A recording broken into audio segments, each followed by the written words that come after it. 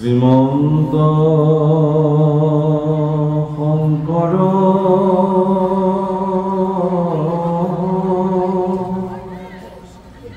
হৰি ভকতৰ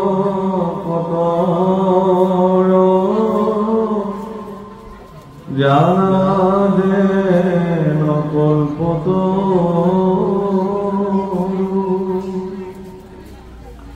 তাহান্ত বিনাই নাহি নাহি নাহি আমাৰ পৰম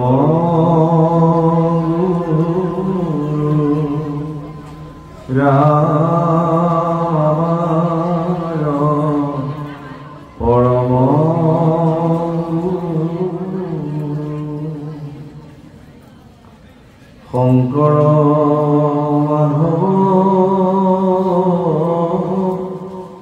অভেদ ঈশ্বৰ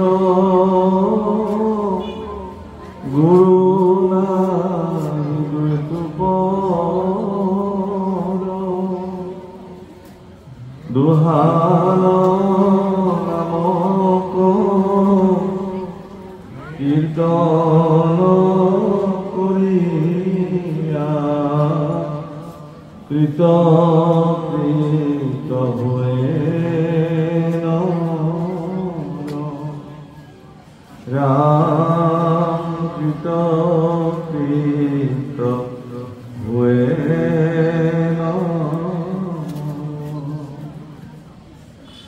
তোমাৰ শৰণ সেৱাৰ গোবিন্দ নজানো একো পাই জীৱতে সেৱাত ৰহিব কৰোণা কৰিতে হৰি ৰাম কৰিতে হৰি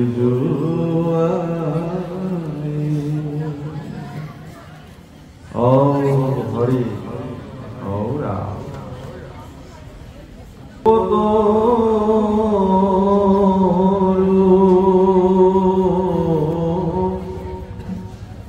তাৰ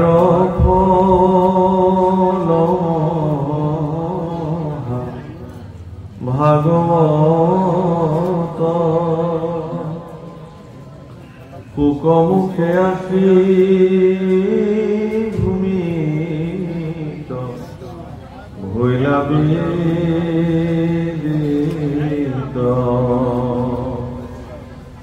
ৰসত চতুৰ বিতুজ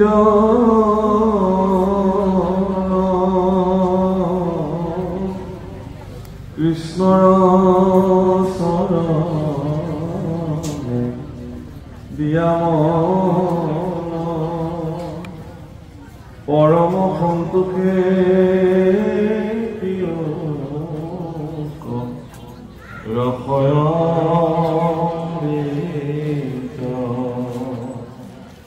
ৰাম পৰম সন্তোষে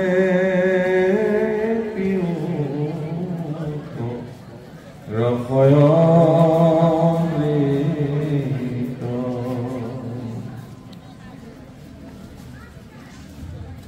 শ্ৰীমদ ভাগৱত একাদশ স্কন্ধ কৃষ্ণ সংবাদৰ পদৰ দিলেতো কমাই যাব দি লোৱা আছে দি আছে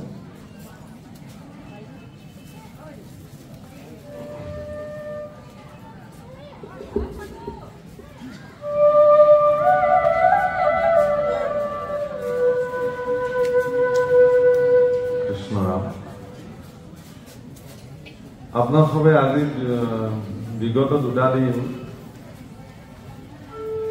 আমাৰ পূজ্যপাত আগতী সকল ব্যাখ্যাতা সকল আহি আপনাৰ সবক ভাগৱতৰ একাদশ স্কন্ধৰ কৃষ্ণোদক সংবাদ শুনাইছে আৰু আজি আমাৰ ভাগতো একাদশ স্কন্ধই পৰিছে কৃষ্ণোদক সংবাদৰ।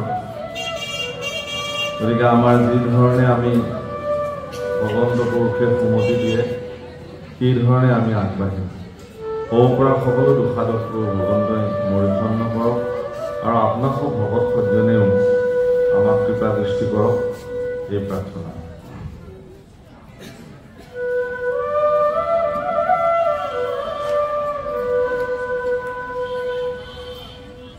হে ৰাম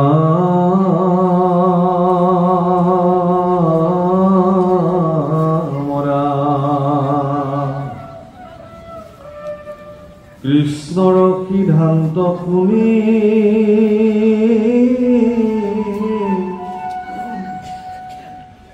উদ্ধৱ মহন্ত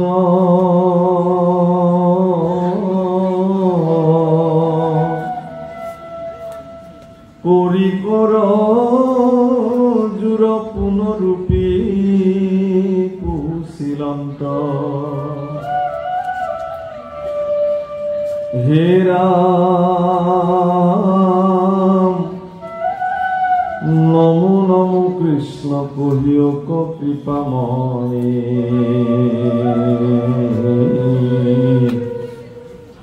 তুমি বিনে কোনে মোৰ সেদিবে সংশয়।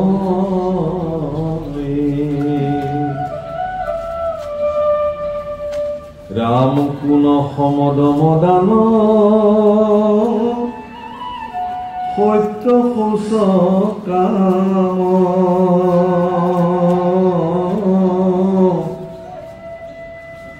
আর কোন মহালাভ প্রভু যজ্ঞ কারণাম।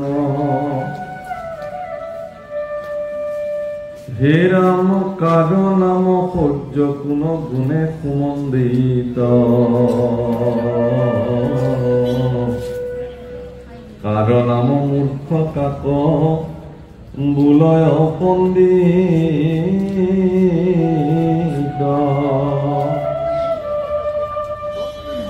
হে রাম কাক বুলি বন্ধু দিন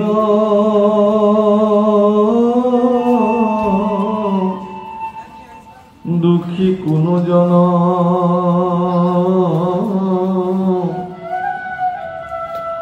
কারণাম সুর কাক বুলি মহাধন।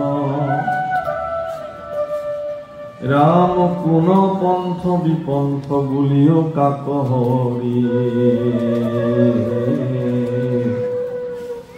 কোন সুখ দুখ দেও কহি উদ্ধাৰি।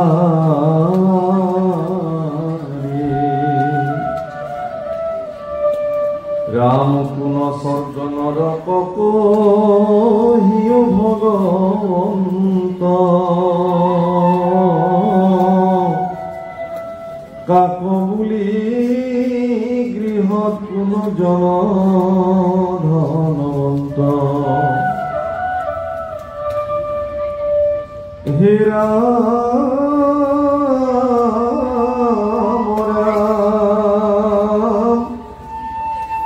আর কোন বা ঈশ্বর অনিশ্বর কোন প্রাণী। কহিও আমাত বিচাৰি চক্ৰ পানী। হে রাম তোমাত পুষিবে জীবা আর আপনি সর্বজ্ঞ জগতরে অন্তর্যামী। তোমাত পুষিবে জীবা নজানো আমি। রাম তাপ প্রভু ভালো মতে কহিও আমাত।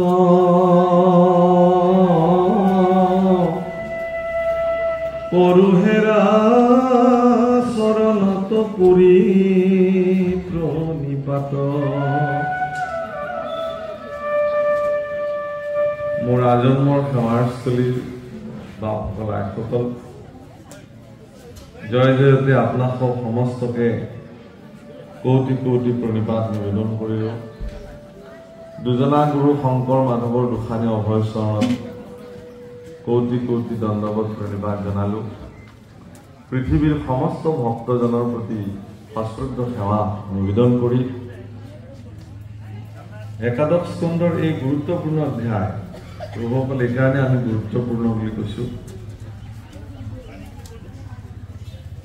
যে আজি শ্ৰী উদ্ধৱ মহন্তই ভগৱান শ্ৰীকৃষ্ণৰ দুখানী অভয় চৰণত নিজকে সমৰ্পিত কৰি কেইটামান বিশেষ প্ৰশ্নৰ অৱতাৰণা কৰিছে আৰু এই প্ৰশ্নসমূহৰ উত্তৰ যথোচিত, আমি যথোচিত শব্দটো ব্যৱহাৰ কৰিছোঁ, মানে প্ৰশ্নটোৰ অনুযায়ী ইয়াৰ যিখিনি সমাৰ্থক উত্তৰ ভগৱন্ত পুৰুষে নিজ মুখে প্ৰদান কৰে। আৰু এইবুলিও কৈছে যে উচিলা পৰম ভাগৱত ধৰ্মচয়, অৰ্থাৎ তুমি যিখিনি কথা আজি আমাৰ পৰা জানিব বিচাৰিছা এই কথাখিনিৰ উত্তৰ কোনোবাই জানিলে তেওঁ আৰু ভাগৱত নজনাকে থকা নাই, তেওঁ সমস্ত ভাগৱত জানিলে, সেইকাৰণে তেওঁ এই প্ৰশ্নসমূহৰ উত্তৰ বিচাৰিছে। আৰু এই প্ৰশ্নসমূহৰ যথোচিত উত্তৰ কোনোবাই যদি শ্ৰৱণ কৰে তেওঁ সমস্ত ভাগৱতৰ তথ্য তেওঁৰ জীৱনত প্ৰাপ্তি।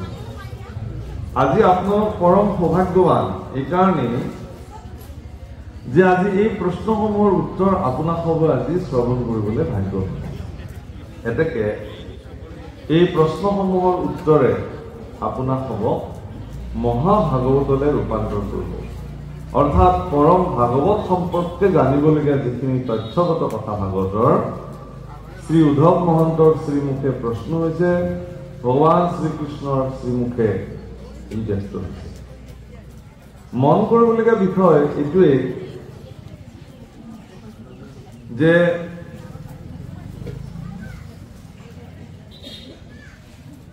উদ্ধৱে যিসমূহ প্ৰশ্ন ভগৱন্ত পুৰুষলৈ নিবেদন কৰিছে সেই প্ৰশ্নসমূহ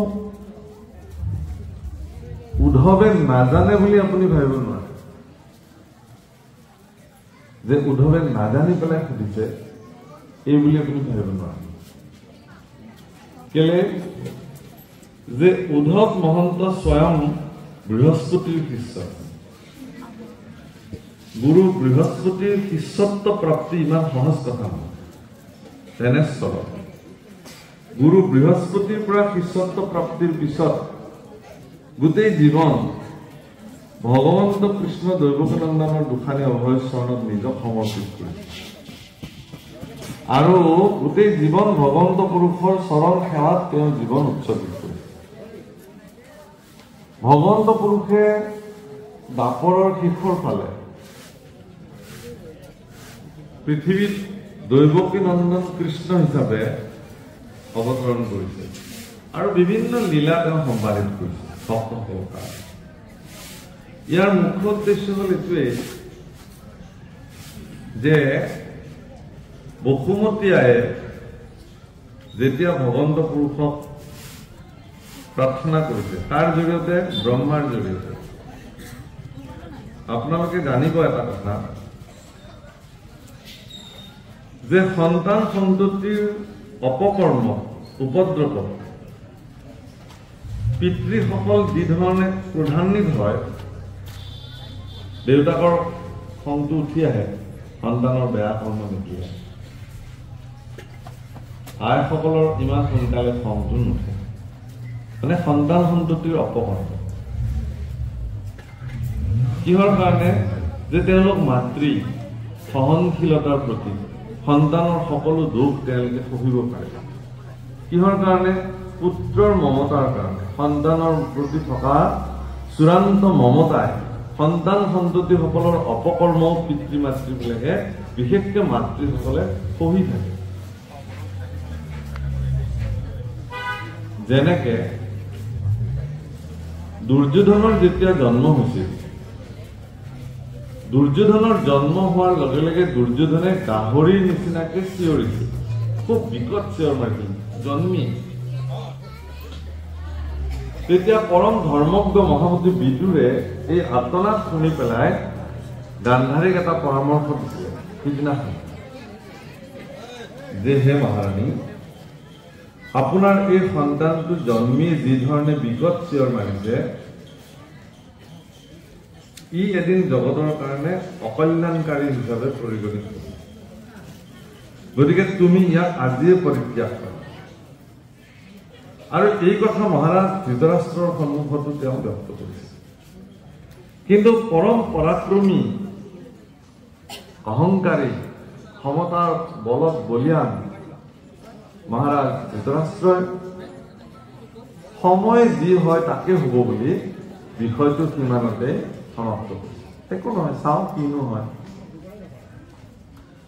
যাৰ পৰিণতিত আপোনালোকে দেখিছে যে পৰম পৰাক্ৰমী ধৃতৰাষ্ট্ৰৰ দৰে ৰজাৰ শাসনত থকা হস্তিনাপুৰ এদিন তিল তিলকে বিনষ্ট ধ্বংস।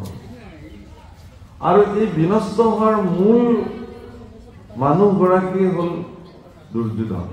দুৰ্যোধনৰ হাবিয়া বাহুসকল আঠসকল, মানুহৰ বাসনা দুই প্ৰকাৰৰ থাকে। এটাক কয় সুবাসনা বুলি, এটাক কয় দুৰ্বাসনা। বাসনা থাকিবই, মানুহ মাত্ৰেই বাসনা থাকে।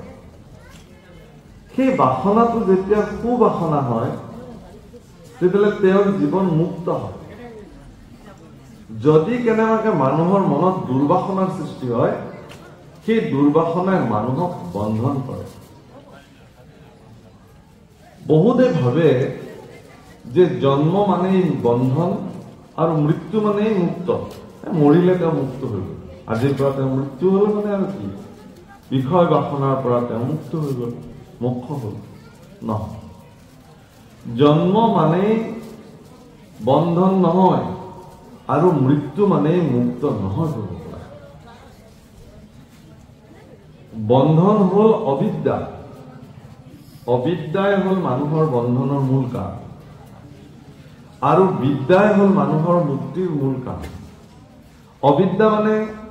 অবিদ্যা মানে মায়া, মায়াৰ আন এটা নাম হল অবিদ্যা। শাস্ত্ৰত মহাপুৰুষ মাধৱদেৱে স্পষ্ট কৰিছে যে অবিদ্যা নাথিলে লাগ কৃষ্ণক পাৱয় যেন কণ্ঠলগ্ন বস্তু সাক্ষাৎ।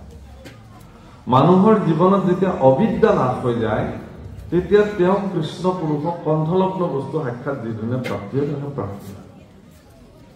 তেতিয়াহ'লে অবিদ্যা নাশ কৰাৰ উপায় কি? কেনেকে আপুনি অবিদ্যা নাশ কৰিব? অবিদ্যা মানে মায়াৰ পৰা আপুনি কেনেকে নিজক হাত সাৰিব। কিন্তু এইটো ঠিক যে পৃথিৱীত ভগৱন্ত পুৰুষে আপোনাক, মোক, যিমান জীৱ আছে সকলোকে একমাত্ৰ মায়াৰ বলেৰেহে পৰিচালিত কৰিছে। গতিকে মায়াৰ পৰা হাত সৰাটো কিন্তু ইমান সহজ বিষয় নহয়। এই কথা কোনে কলে? স্বয়ং ভগৱন্ত পুৰুষে নিজ মুখে কৈছে গীতা। কিছু গোপন সত্য কথা তেওঁৰ প্ৰিয় অৰ্জুনৰ আগত ব্যক্ত কৰিবলৈ যায়। ভগৱান কৃষ্ণই কলে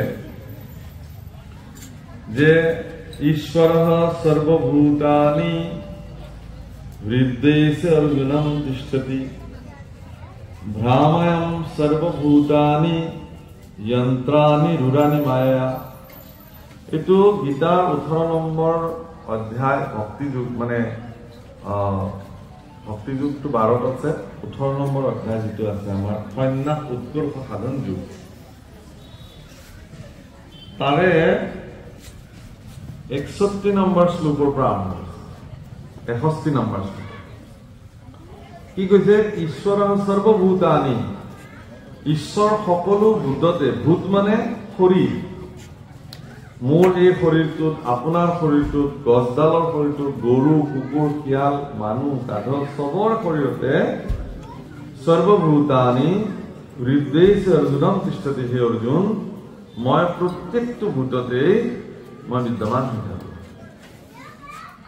আৰু এই সোমাই থাকো যে জীৱবিলাকৰ ভিতৰত শৰীৰবিলাকৰ ভিতৰত তাৰ দ্বাৰা কি কৰো মায়া শক্তিৰ দ্বাৰা তেওঁলোকক মই পৰিচালিত কৰো চলাই লৈ কৰো যেহেতু এখন গাড়ী চলিবৰ কাৰণে এজন ড্ৰাইভাৰ লাগিব ড্ৰাইভিং সিটত আৰু গাড়ীখনৰ টেংকিত তেল লাগিব গতিকে মোৰ এই শৰীৰটোক যদি মই এখন বাহন বুলি ধৰি লওঁ এই বাহনটোৰ মূল ড্ৰাইভাৰ গৰাকী হ'ল ভগৱান স্বয়ং নিজে তেওঁ চলায় আৰু ইন্ধনটো কি শৰীৰটো চলিবৰ কাৰণে যিটো ইন্ধন সেইটোৰ নাম মায়া এইটো শ্লোকত এই কথাটোকে কৈছে যে মই মায়া ইন্ধন স্বৰূপে লৈ ময়ে যান্ত্ৰিক শৰীৰটোতো যন্ত্ৰ মই স্বয়ং যান্ত্ৰিক হিচাপে মই তোমালোকৰ শৰীৰবিলাক পৰিচালিত কৰোঁ তাৰমানে তেওঁ যে স্বতন্ত্ৰ তেওঁ যে সৰ্বেসৰ্বা এই কথাটো গীতাত অৰ্জুনৰ আগত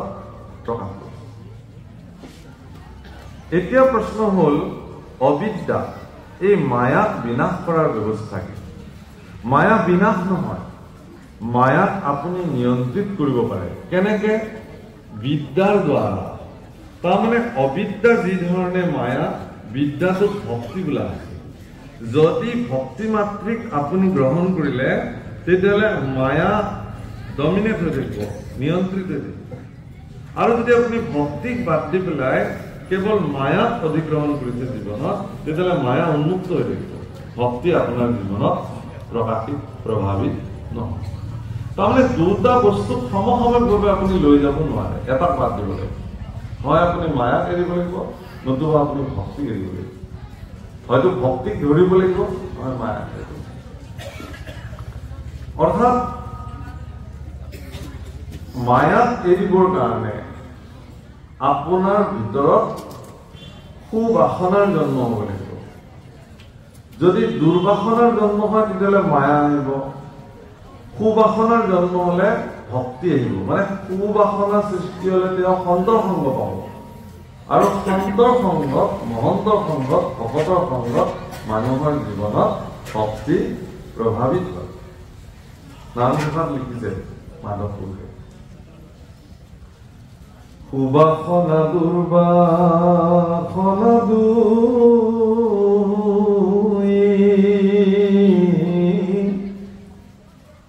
বন্ধৰ মুখৰ মূলহেতু শুনা যেন মতে উপজ পুৰুষত সন্তৰ কৃপাত সুবাসনা সুখে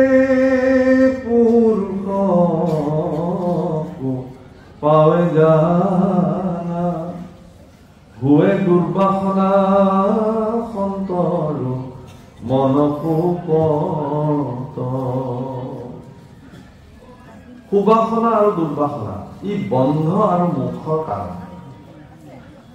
আমি ভাগৱতৰ প্ৰাৰম্ভণিতে এভাগি শ্লোক গাইছো আপোনালোকে চবেই গায় শুনে সকলো নিগম কল্পতৰু তাৰ অবিনাশী ফল মহামানৱ হয়নে এই নিগম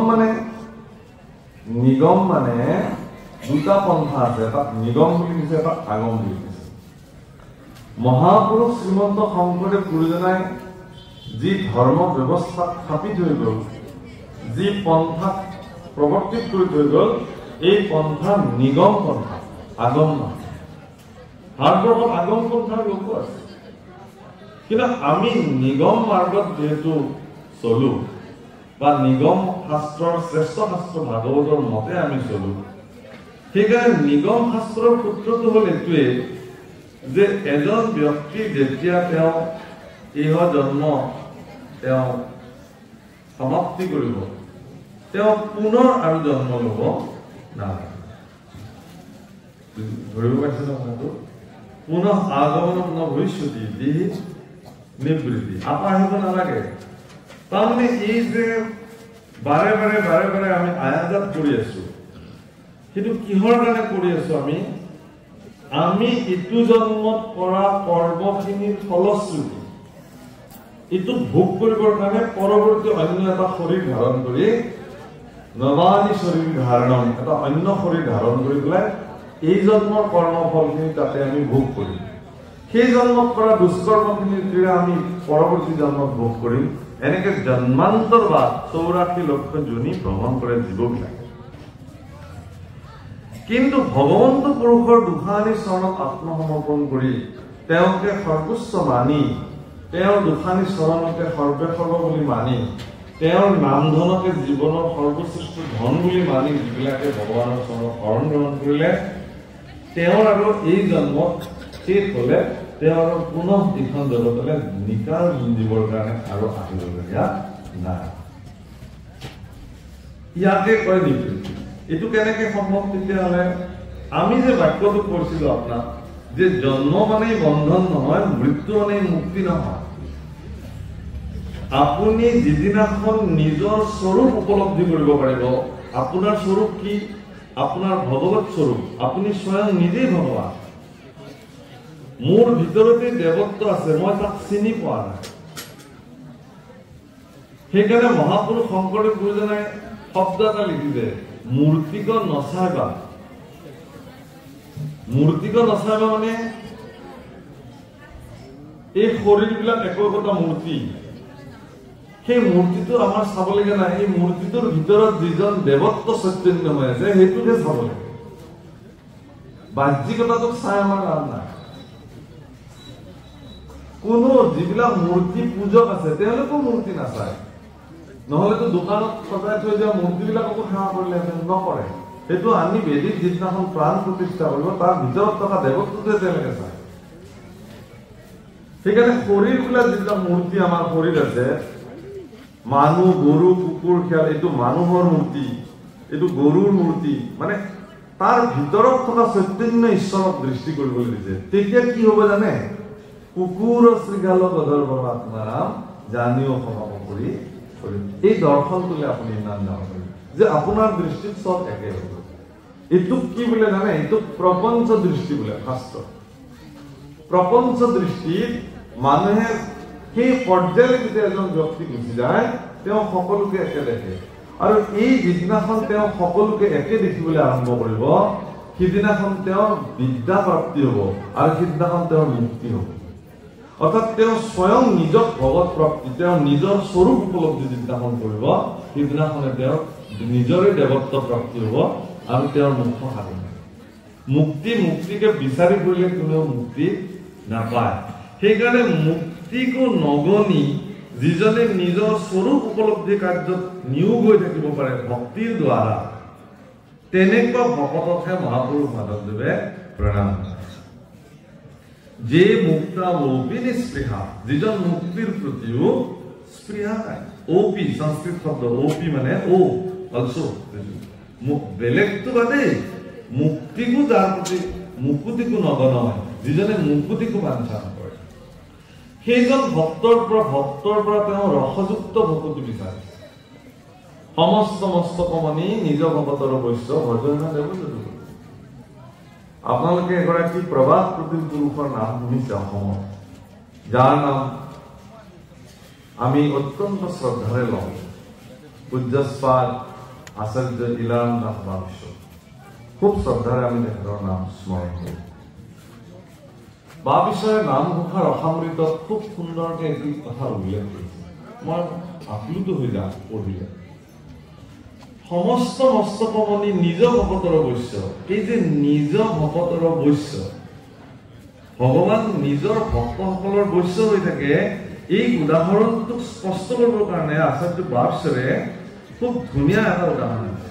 তেওঁ তাত কৈছে যে এদিন কুৰুক্ষেত্ৰ মহাসমৰত দুৰ্যোধনৰ প্ৰাৰ্থনা পিতামহ ভীষ্মই ক'বলৈ বাধ্য হ'ল যে ঠিক আছে, কাইলৈ যিকোনো এজন পাণ্ডৱক মই নিপাত কৰিম।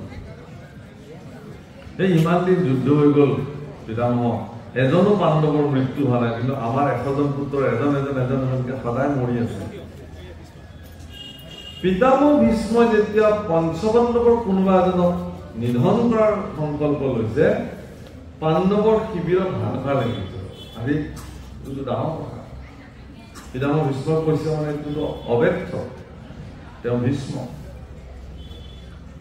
এই কথা ভগৱান দ্বাৰকাধীশ কৃষ্ণৰ চৰণত গৈ নিবেদন কৰিলে কুন্তীকে প্ৰমুখ কৰি কঞ্চনা কৰিলে হে প্ৰভু হে দ্বাৰকাধীশ কৃষ্ণ তুমিতো আমাৰ সৰ্বোচ্চ কাৰোবাৰ সখী কাৰোবাৰ দাদাই কাৰোবাৰ সৰু ভাই কাৰোবাৰ কাৰণে ৰথৰ সাৰথী কাৰোবাৰ কাৰণে মন্ত্ৰী ভগৱানে চব ভূমিকা গ্ৰহণ কৰিছে প্ৰভু মনত ৰাখিব আপোনাৰ জীৱনতো ভগৱানে সেই ধৰণৰ ভূমিকা পালন কৰি আছে আপুনি কেৱল হৃদয়ৰে এটা অনুভৱ কৰক কেতিয়াবা আপুনি এনেকুৱা এটা সিদ্ধান্ত ল'বলগীয়া হৈছে যিটো সিদ্ধান্ত ল'লে কি হ'ব নল'লে কি হ'ব সেই মুহূৰ্তত আপোনাৰ বুদ্ধিত স্থিতি হৈ পেলাই এনেকুৱা এটা সিদ্ধান্ত লোৱাই দিলে ভগৱানে এই সিদ্ধান্তৰ ফলত আপোনাৰ এই সমস্যাটো দূৰ হৈ গ'ল তাৰ কাৰণে আপুনি নিজৰ কৃতিত্ব নাভাবিব আপুনি ভাবক যে হে ভগৱান তুমি মোৰ বুদ্ধিত সত্যস্ত হৈ নামঘোষাত এই শ্লোক লিখিছে বুদ্ধিত সত্যস্ত হোৱা বুদ্ধিত স্থিতি হৈ পেলাই আপোনাৰ দ্বাৰা সৎকৰ্ম ভগৱানে সম্পাদিত কৰায় সেইকাৰণে কৃষ্ণ পুৰুষক গৈ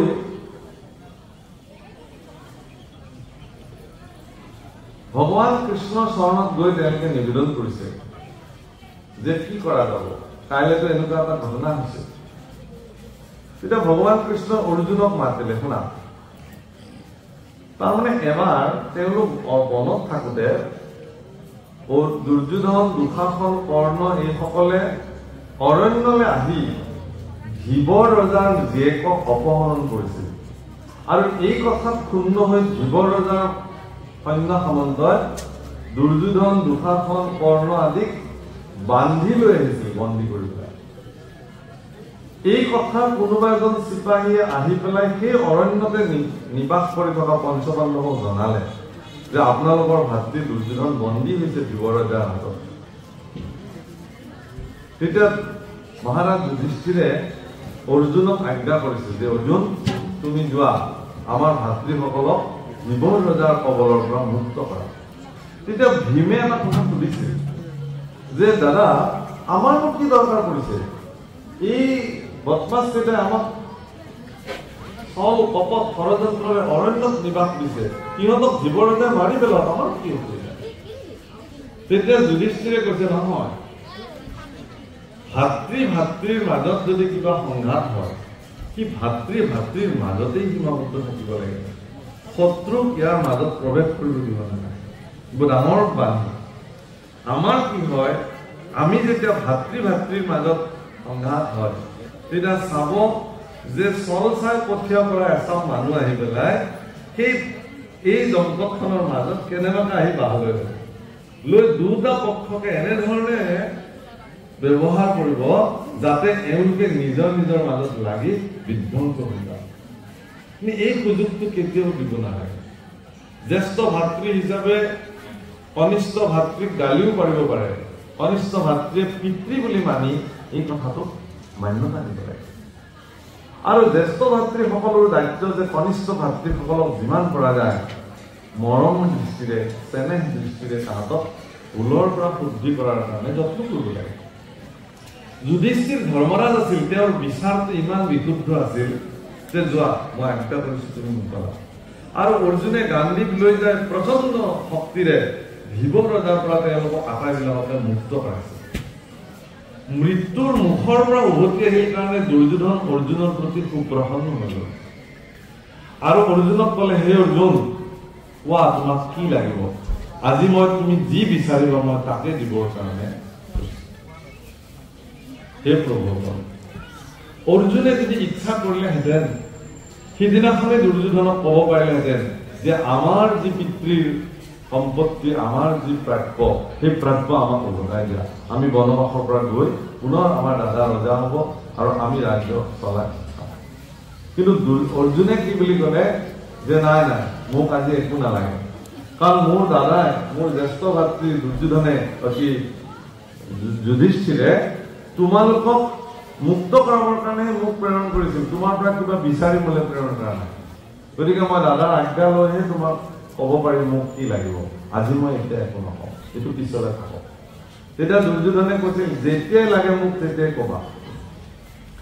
আজি ভগৱান কৃষ্ণই দুৰ্যোধনক মানে অৰ্জুনক মনত পেলাই দিছে যে তোমাকতো দুৰ্যোধনে এটা বৰ দিবলগীয়া আছে আছে আজি সেইটো লোৱাগে।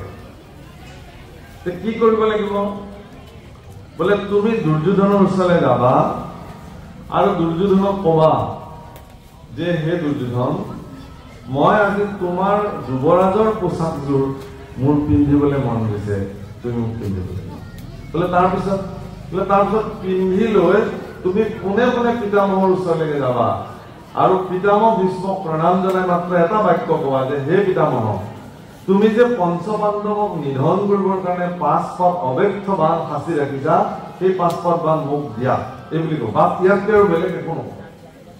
বাছ ইমানখিনি কথা মতে কাম। দুৰ্যোধনৰ ওচৰলৈ গ'ল যে তোমাৰ মোক এটা কিবা দিবলগীয়া আছিল নহয় বোলে আছে কোৱা কি লাগে বোলে তোমাৰ যুৱৰাজৰ পোছাকযোৰ মোক লাগে একদম পাদুকাৰ পৰা শিৰৰ মুকুটলৈকে চব একে ভায়েক দেখিবলৈ শৰীৰবিলাক একে। দুৰ্যোধনৰ সাজযোৰ পিন্ধাৰ লগে লগে অৰ্জুনক সাক্ষাৎ দুৰ্যোধন যেন লাগিছে কোনো ভুল নাই একে দেখিবলৈ লাগে।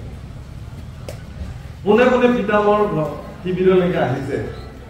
পিতামহ ভীষ্মই ওপৰৰ ফালে মন কৰি চিন্তাত বিভোৰ হৈছে এইবোৰ কি হবলৈ গৈ আছে কি মই ক'ত কি ফান্দত পৰিলো ভাতৃ ভাতৃৰ মাজত সংঘৰ্ষ হৈছে মৃত্যুৰ কিৰিলি এইবোৰ হবলৈ আৰম্ভ কৰিছে। আৰু হেন সময়তে অৰ্জুন প্ৰৱেশ কৰিছে পিতামহৰ দুখানি চৰণত প্ৰণিপাত জনাই কৈছে পিতামহৰ জয় হওক। পিতামহ ভীষ্মই চাইছে যে দুৰ্যোধন আহিছে তাৰমানে সাজ সজ্জা দেখি দুৰ্যোধন সেইকাৰণে মূৰটো অকণমান ইফালে ঘূৰাই লৈছে কল্যাণ হব কি হ'ল কোৱা পিতামহ তুমি যে পঞ্চপাণ্ডৱক নিধন কৰিবৰ কাৰণে 5 পাত অব্যৰ্থ বাণ সাঁচি ৰাখিছা সেই বাণকেইপাত মই নিবলৈ আহিছো। পিতামহ বোলে ভালে হ'ল মোৰ দায়িত্ব যদি দুৰ্যোধনেই লয় মইনো কেনেকে লওঁ এই বুলি কলে আমুক জেগাটোত সাঁচি থোৱা আছে লৈ যোৱা বাছ অৰ্জুনে লৈ গৈছে সাজযোৰ খুলি দুৰ্যোধনক দি নিজৰ সাজযোৰ পিন্ধি 5 পাত বাণ আনি ঘৰত কৃষ্ণৰ হাতত চান্দাই দিলে। কৃষ্ণ বোলে তুমি ৰাখা তোমাৰ প্ৰয়োজন হ'ব। পিছদিনা ৰাতিপুৱা যেতিয়া ৰণাংগনত সকলোবিলাক সাজু হল দুৰ্যোধনে গৈ পিতামহ ভীষ্মক কলে পিতামহ মনত আছে নহয় কাইলৈ তুমি কালি কৈছিলা যে মই আজি অমুকক কোনোবা এজনক নিধন কৰিম আজি কাক নিধন কৰিবা। পিতামহ ভীষ্ম বোলে সেই দায়িত্বটো ৰাতি তুমি ললা মইনো আৰু আজি কি দায়িত্ব মই কি দায়িত্ব ললো কেলে তুমি মোৰ শিবিৰলৈ গৈ পেলাই 5 পাত বাণ লৈ অহা নাই জানো ৰাতি মইনো কেতিয়া গলো কালি তোমাৰ শিবিৰলৈ পিতামহ। দুৰ্যোধন আজি ইমান দিনে মই তোমাক দেখিলো তোমাৰ কিৰীটটো মই চিনি নাপাওঁ তোমাৰ চেলেংখন মই চিনি নাপাওঁ তোমাৰ সাজ সজ্জাবোৰ মই কি চিনি নাপাওঁ বোলে সেইজন অৰ্জুনহে আছিল। আৰে অৰ্জুনে তোমাৰ কাপোৰ কিয় পিন্ধিছে বোলে খুজিলে আকৌ দি দিলো মই বোলে সেয়া মই তুমি বুলি ভাবি পেলাই তেওঁক 5 পাত বাণ দি দিলো নহয় মোক খুজিবলৈ আহিছিলে বোলে এতিয়া কি হব বোলে এতিয়া একো নহয় আৰু কাৰণ সেই 5 পাত বাণেই কেৱল পঞ্চপাণ্ডৱক বধ কৰিব পাৰে তাৰ বাহিৰে কাৰো পৃথিৱীত খাদ্য নাই তেওঁলোকক নিধন কৰিব পাৰে ইমান শক্তিবান ইমান পৰাক্ৰমী তাতেও ভগৱানৰ কৃপা প্ৰাপ্ত। তেতিয়া দুৰ্যোধনে পিতামহ ভীষ্মক এনেকুৱা তীব্ৰ নিন্দা কৰিছে এনেকুৱা অশালীন কথাৰে তেওঁ ব্যৱহাৰ কৰিছে ভাবিব নোৱাৰে যে হে পিতামহ আমি জানো তুমি খাইছা ধৃতৰাষ্ট্ৰ কিন্তু তুমি পক্ষত আছা যুধিষ্ঠিৰ তুমি এজন দুতলীয়া মানুহ তোমাৰ আচলতে আমাৰ প্ৰতি কোনো দায়বদ্ধতা নাই এই কথা আমি বুজিলো।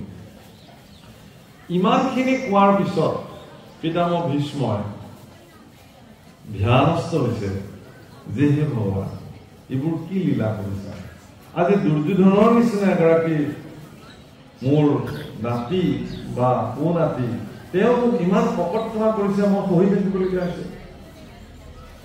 ধ্যানস্থ হৈ গোটেই পৰিঘটনাটো পিতামহ ভীষ্মই লক্ষ্য কৰিলে আৰু দেখিলে যে এই গোটেই পৰিঘটনাটোৰ অন্তৰালত হ'ল দ্বাৰিকাধীশ ভগৱান কৃষ্ণ মূল নায়ক। এই গোটেই পৰিঘটনাটোৰ মূল মালিকটো তেওঁ সমাধিত গৈ পেলাই ভগৱানৰ লগত কথা পাতিলে যে হে প্ৰভু, এইটো কাম তুমি কিয় কৰিলা? মোক লজ্জিত কৰিবৰ কাৰণে, বোলে মোৰ ভক্তক ৰক্ষা কৰিবৰ কাৰণে মই যিকোনো কাম কৰিব পাৰোঁ। কোন তোমাৰ ভক্ত? বোলে পঞ্চপাণ্ডৱ মোৰ ভক্ত, শৰণাগত, মোৰ ওচৰত আশ্ৰিত তেওঁলোক। গতিকে মোৰ চৰণত আশ্ৰিত ভক্তৰ কাৰণে মই যিকোনো কাম কৰিব পাৰোঁ। ভগৱানৰ স্বীকাৰোক্তি। কিয় ভগৱান, মই তোমাৰ ভক্ত নহয় নেকি? এৰা, তুমিও মোৰ ভক্ত, তেতিয়াহ'লে ময়ো যি কম তাকে তুমি শুনিব লাগিব। কোৱা কি ক'বা তুমি? বোলে তুমিতো অস্ত্ৰ নধৰো বুলি প্ৰতিজ্ঞা কাঢ়িছা নহয় কুৰুক্ষেত্ৰ যুদ্ধত। মই তোমাক প্ৰতিজ্ঞা কাঢ়িলো, ময়ো তোমাক এইখন কুৰুক্ষেত্ৰ সমৰত অস্ত্ৰ ধৰাইহে।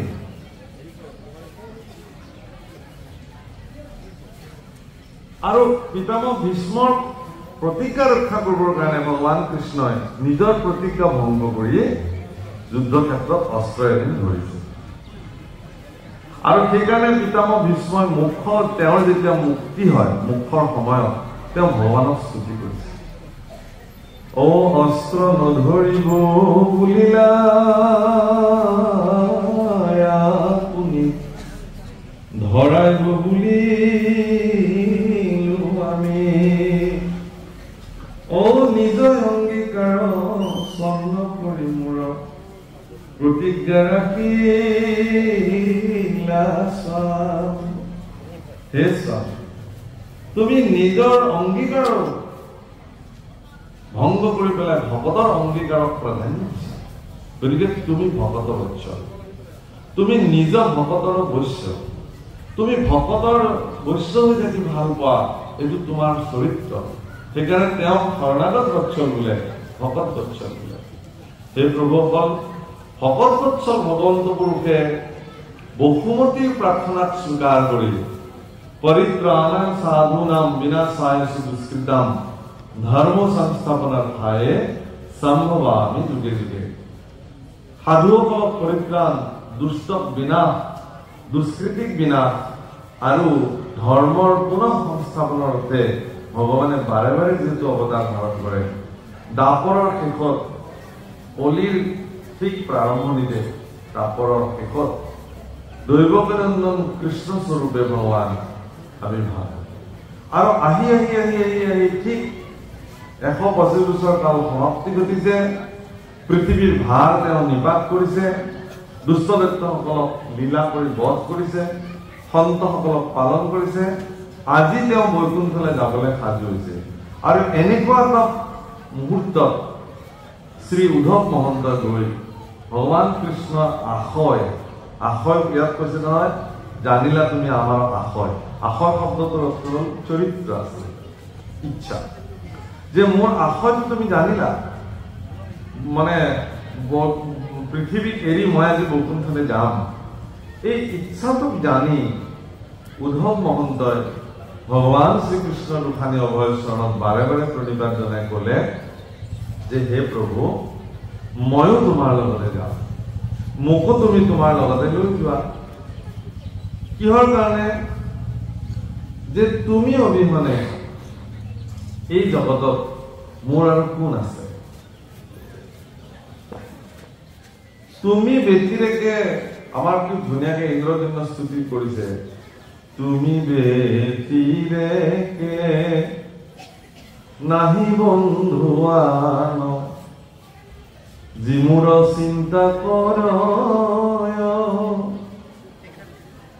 তুমি হেন যদি নাথ পাও প্ৰভু, কহিতো নাহিকে ভয়, ও হৰি প্ৰভু জগন্নাথ, নিস্তাৰ কৰা দাৰুণ সংসাৰ। হে জগন্নাথ, হে প্ৰভু, এই দাৰুণ সংসাৰৰ পৰা তুমি মোক নিস্তাৰ কৰা। কাৰণ তুমি ব্যতিৰেকে আৰু মোৰ কোন বন্ধু আছে? তুমি ব্যতিৰেকে মোৰ কোন পিতৃ আছে? তুমি ব্যতিৰেকে মোৰ কোন নাথ আছে? কোনে মোক নিৰাপত্তা দিব? কোনে মোক চাব? আমি ধন জন ঐশ্বৰ্য বিভূতিৰ ক্ষমতাত পৰি আমি ভাবো যে ধনে মোক এদিন নিৰাপত্তা দিব, ক্ষমতাই মোক এদিন ৰক্ষা কৰিব, মোৰ যশস্যা মোৰ কৃতিত্বই মোক এদিন নিৰাপত্তা দিব, মই জন্ম দিয়া সন্তান সন্ততি এদিন মোক নিৰাপত্তা দিব, মিছা কথা ক'ব। এইবিলাক চব মিছা কথা। এইবিলাকক আশা কৰাটো চূড়ান্ত মূৰ্খামি। এইবিলাকে আপোনাক একো কৰিব নোৱাৰে। যদি আপোনাৰ ভিতৰত চৈতন্য স্বৰূপে বিদ্যমান হৈ থকা ভগৱান কৃষ্ণই আপোনাক যদি নিৰাপত্তা নিদিয়ে, পৃথিৱীত কোনো শক্তিয়ে আপোনাক নিৰাপত্তা দিব নোৱাৰে। আৰু এই কথা বৃহস্পতিৰ শিষ্য শ্ৰী উদ্ধৱ মহন্তই মৰ্মে মৰ্মে উপলব্ধি কৰিছিল। আৰু তেওঁ ভগৱান কৃষ্ণক কৈছিল যে প্ৰভু, তোমাৰ অবিহনে মই এই জাগতিক জগতত কোনো কাৰণতে থাকিব নোখোজো। গতিকে তুমি যাবা, যিহেতু এই অধমকো তোমাৰ লগতে লৈ যোৱা। কিন্তু ভগৱান কৃষ্ণই উদ্ধৱক ক'লে যে হে উদ্ধৱ, কি বুলি কৈছে ইয়াৰ আগত আপোনালোকে শুনিছে, কালি হয়তো ব্যাখ্যা আছে। কি কৈছে? তুমি আমি দুয়ো গৈলে মিলিবে অনৰ্থক, লুপ্ত হইবে জ্ঞান ইটো ভকতিৰ পথ। তুমি আমি দুয়ো যদি যাওঁ, অনৰ্থ হৈ যাব পৃথিৱীত, ভক্তি পন্থাটো লুপ্ত হৈ যাব। এতেকে মোৰ আজ্ঞা পালন কৰি হে উদ্ধৱ তুমি ইয়াতে থাকা, মইতো যাবই লাগিব। এতিয়া আপোনালোকে চাওক, ভগৱানে কৈছে মই যাবই লাগিব, তুমি কিন্তু থাকিব লাগিব। তেতিয়াহ'লে এই তুমিটো কোন আৰু এই মইটো কোন?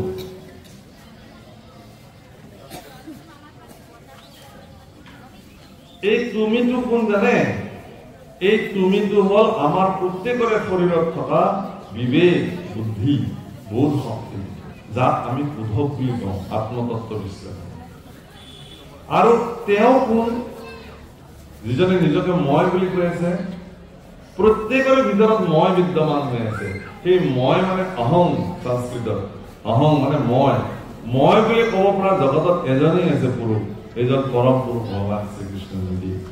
গতিকে মোৰ শৰীৰত স্বয়ং মোক চৈতন্য কৰি ৰখা কৃষ্ণ পুৰুষে এই শৰীৰটো এৰি এদিন যাবই লাগিব। জন্মৰ লগতে উপজি মৃত্যু, সি উপজি আহিছে নিৰ্দিষ্ট সময়ত। এই শৰীৰটো ত্যাগ কৰি ভগৱান আত্মশক্তি এদিন গুচি যাব। আৰু এই শৰীৰটো পঞ্চৱতী শৰীৰটো 7 শৰীৰৰ লগত সমান কৰি জ্বলাই ভস্মীভূত কৰি দিয়া হব। থাকিব কি? আপোনাৰ অস্তিত্ব কেনেকে থাকিব পৃথিৱীত? তেতিয়াহ'লে আমাৰ জীৱনবিলাকৰ অৱস্থা কি জানে? আমাৰ জীৱনবিলাকৰ অৱস্থা এনেকুৱা যে আমাৰ মৃত্যুৰ পিছত আমাৰ সতি সন্ততিও আমাক মনত নাৰাখে। 3 বছৰমান শ্ৰাদ্ধ পাতিব বাৰ্ষিক, 4 বছৰ পাহৰিলে, ইছৰাম আজি আছিল আমাৰ দেউতাৰ পৃথিৱী,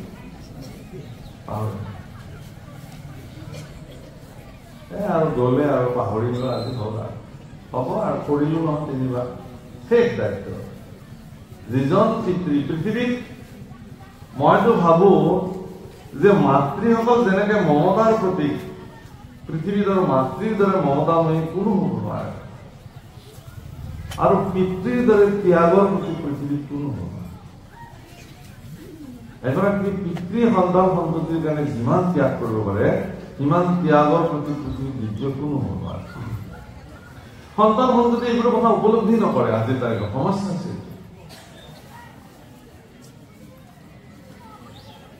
দোকানৰ পৰা যদি নিজৰ কাৰণে চোলা এটা কিনিবলৈ লয়, পিতৃৰ মনলৈ এনেকুৱা ভাৱনা আহে, মই এতিয়া নিকিনিলেও হ'ব, মোৰ চলি যাব, তাতকে মই মোৰ ল'ৰা ছোৱালী হাললৈ লৈ যাওঁ। এই বুলি ল'ৰা ছোৱালী হাললৈ কিনি আনিব, আৰু আনি সিহঁতক যেতিয়া দিব, আৰু নতুন চোলা পাই ল'ৰা ছোৱালী হালে যেতিয়া আনন্দত আত্মহাৰা হৈ যাব, পিতৃয়ে তেতিয়াই নিজকে কাপোৰ পিন্ধা বুলি ভাবিব, মই পিন্ধিলো নতুন কাপোৰ। এইটো ত্যাগ। কিন্তু সেই পিতৃ অন্ন খাবলৈ বহিলে, যেতিয়া সন্তানটো আহি কোলাত বহি দিলে, তাৰ পৰা ভালৰো ভালখিনি বাছি সন্তানটোক খুৱাই দিলে। পত্নীয়ে কৈ আছে, তাক খুৱাইছো, আপুনি খাই যাওকচোন। হ'ব, কিন্তু পিতৃয়ে নামানে। নিজ হাতে এবাৰ দুগৰা হ'লেও খুৱাই দিব পাৰিলে তেওঁ আত্মসন্তুষ্ট পাৰে। এইবিলাক মায়াৰ বন্ধন প্ৰভুসকল। কিন্তু সেই পিতৃয়ে বৃদ্ধ হৈ যিদিনাখন নিষ্কৰ্ম হৈ যাব, কোঠালিতো তেওঁৰ জীৱনৰ সমস্ত পৃথিৱীখন সীমাবদ্ধ হৈ যাব, বাৰান্দাতে তিনিমূৰীয়া হৈ এখন চকীত বহি থাকিব। ভাগৱতৰ ৩য় স্কন্ধত বৰ্ণন কৰিছে, পুত্ৰ বোৱাৰীয়ে খাবলৈ দি পেলাই ক'ব, বুঢ়া খা আৰু মৰ সোনকালে, আৰু কিনো কৰিছ এতিয়া।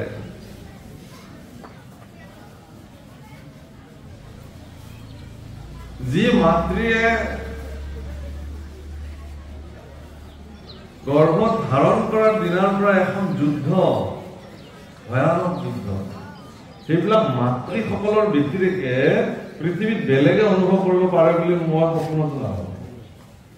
এটা সন্তান গৰ্ভত স্থিতি কৰি 10 মাহ 10 দিন গৰ্ভত ধাৰণ কৰি তাক ভূমিষ্ঠ কৰাই পেলাই নিজৰ শৰীৰৰ আহাৰ খুৱাই ডাঙৰ দীঘল কৰাৰ যিটো প্ৰক্ৰিয়া, সেই প্ৰক্ৰিয়াটো কিমান জটিল, কিমান ভয়ানক, সেইটো এগৰাকী মাতৃৰ বাহিৰে হয়তো পৃথিৱীত বেলেগে কেতিয়াও অনুভৱ নকৰে।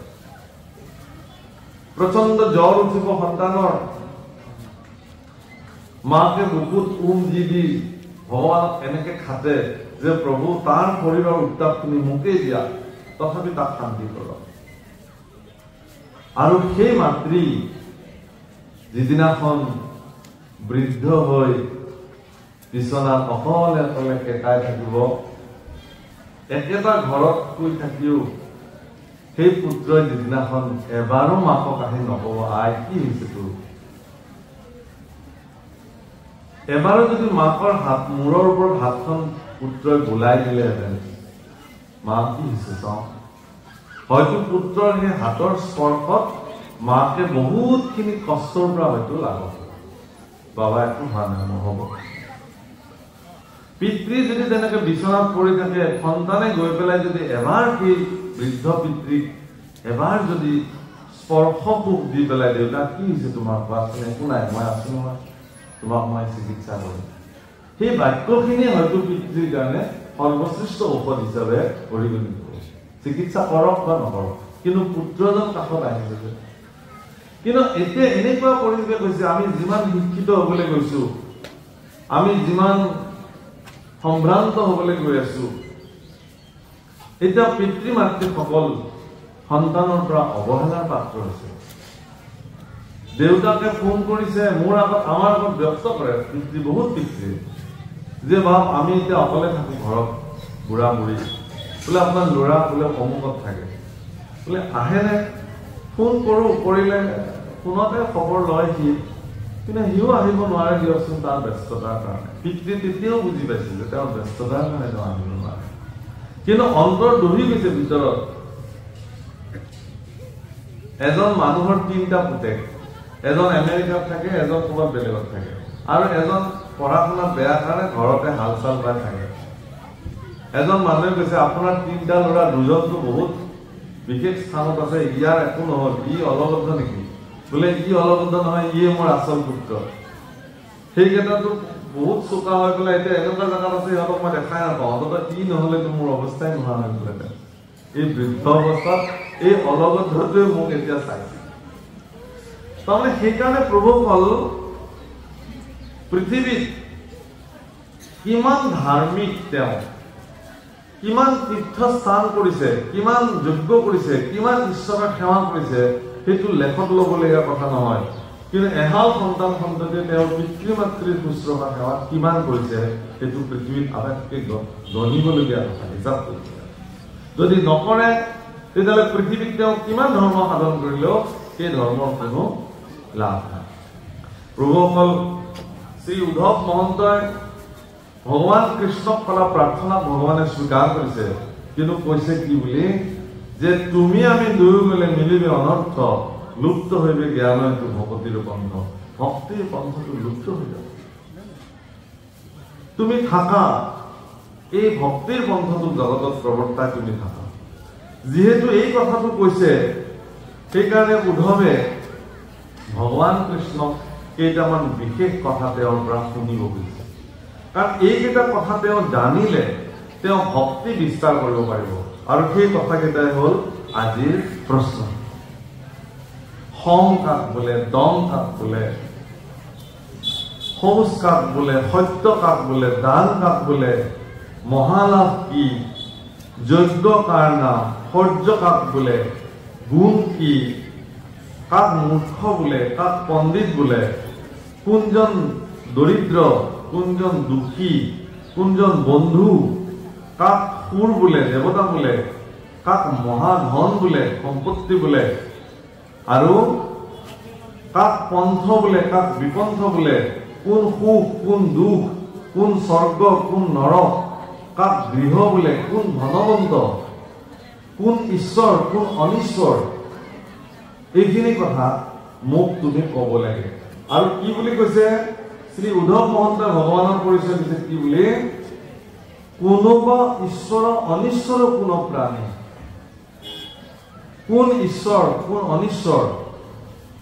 আৰু কৈছে যে আপুনি সৰ্বজ্ঞ জগতৰ অন্তৰ্যামী, তুমি জগতৰ অন্তৰ্যামী, তুমি সৰ্বজ্ঞ প্ৰভু, তুমি কোৱা। তাৰমানে উদ্ধৱ মানে বোধ, কৃষ্ণ মানে আত্মা। আমাৰ শৰীৰটো গুচি যাব, বোধ শক্তিটো পৃথিৱীত জীয়াই থাকিব।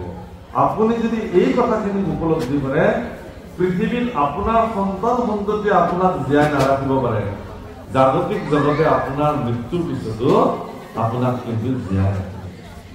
যেনেকে সশৰীৰে পৃথিৱীৰ পৰা গুচি যোৱা আজিও বহু ব্যক্তি আছে, কালজয়ী পুৰুষ, যিসকলৰ আদৰ্শক আজিও জগতত মানুহে জীয়াই ৰাখি তেওঁলোকক সমাজত জীৱন্ত কৰি ৰাখিছে। এই আদৰ্শক প্ৰতিষ্ঠা কৰিবৰ কাৰণে কৃষ্ণ উদ্ধৱ সংবাদত এই কথাখিনি উল্লেখ কৰিছে। আমি আগবাঢ়িছো। হীৰা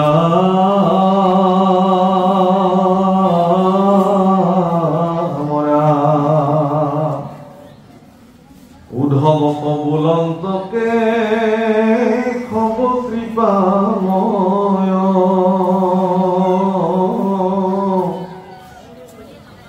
পুছিলা পৰম ভাগৱত ধৰ্মচয়, আৰ মহা মহাজনে যাক নজানে সাক্ষাৎ, কৰিবুবে কত মূৰ সন্মত তোমাত,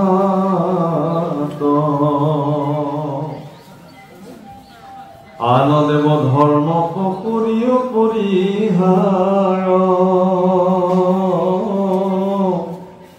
মুত মাত্ৰ এক চিত্তমতি মহিলা যাৰ, যিজনে জানিলা মই পৰম বান্ধৱ, তাৰে নাম সময়ে জানিবা উদ্ধৱ।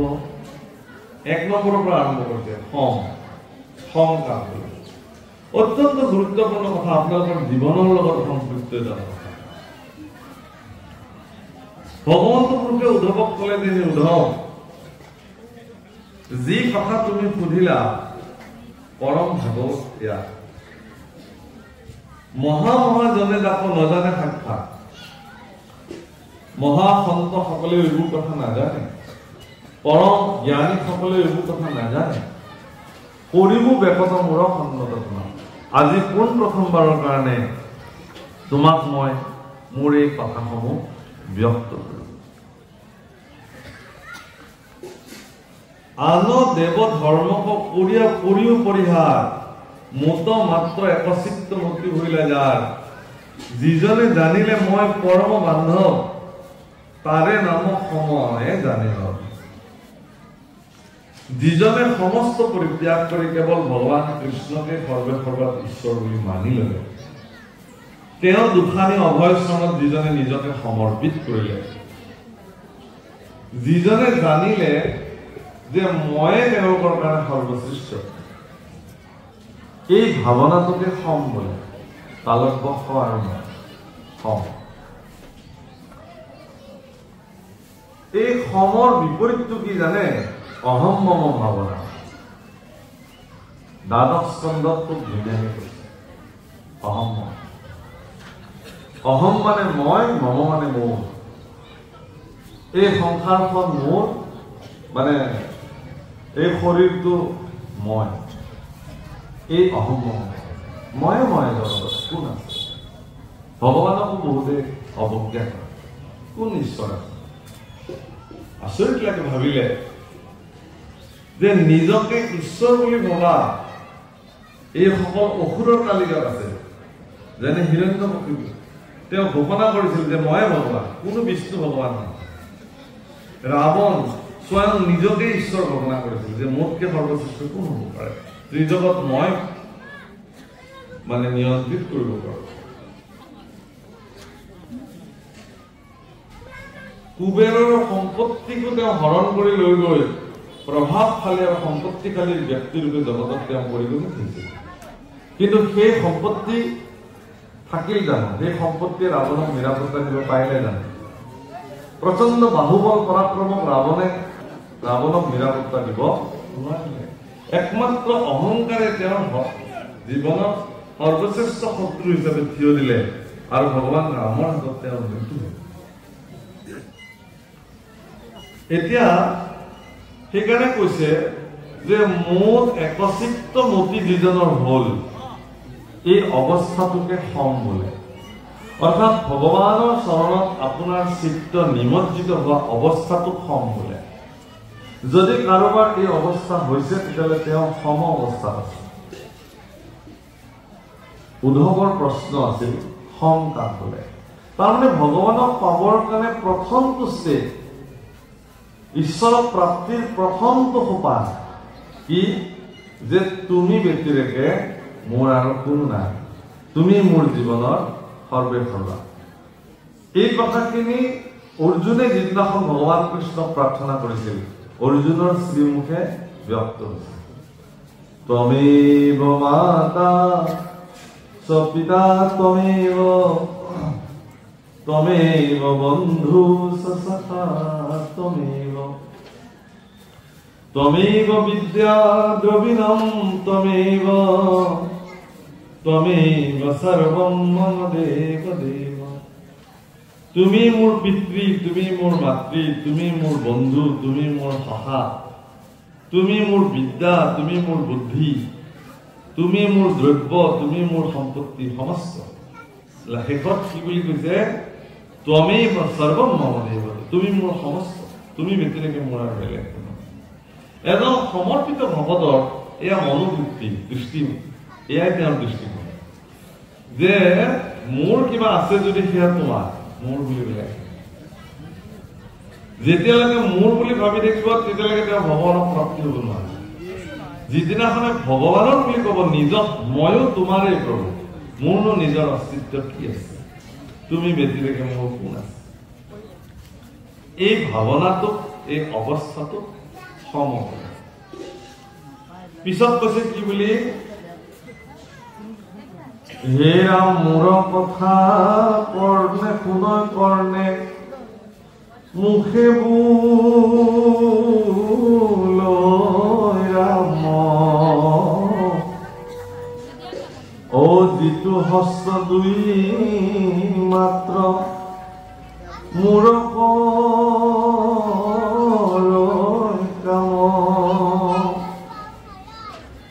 হেৰা মোৰ ৰূপ চিন্তনত মনে কৰে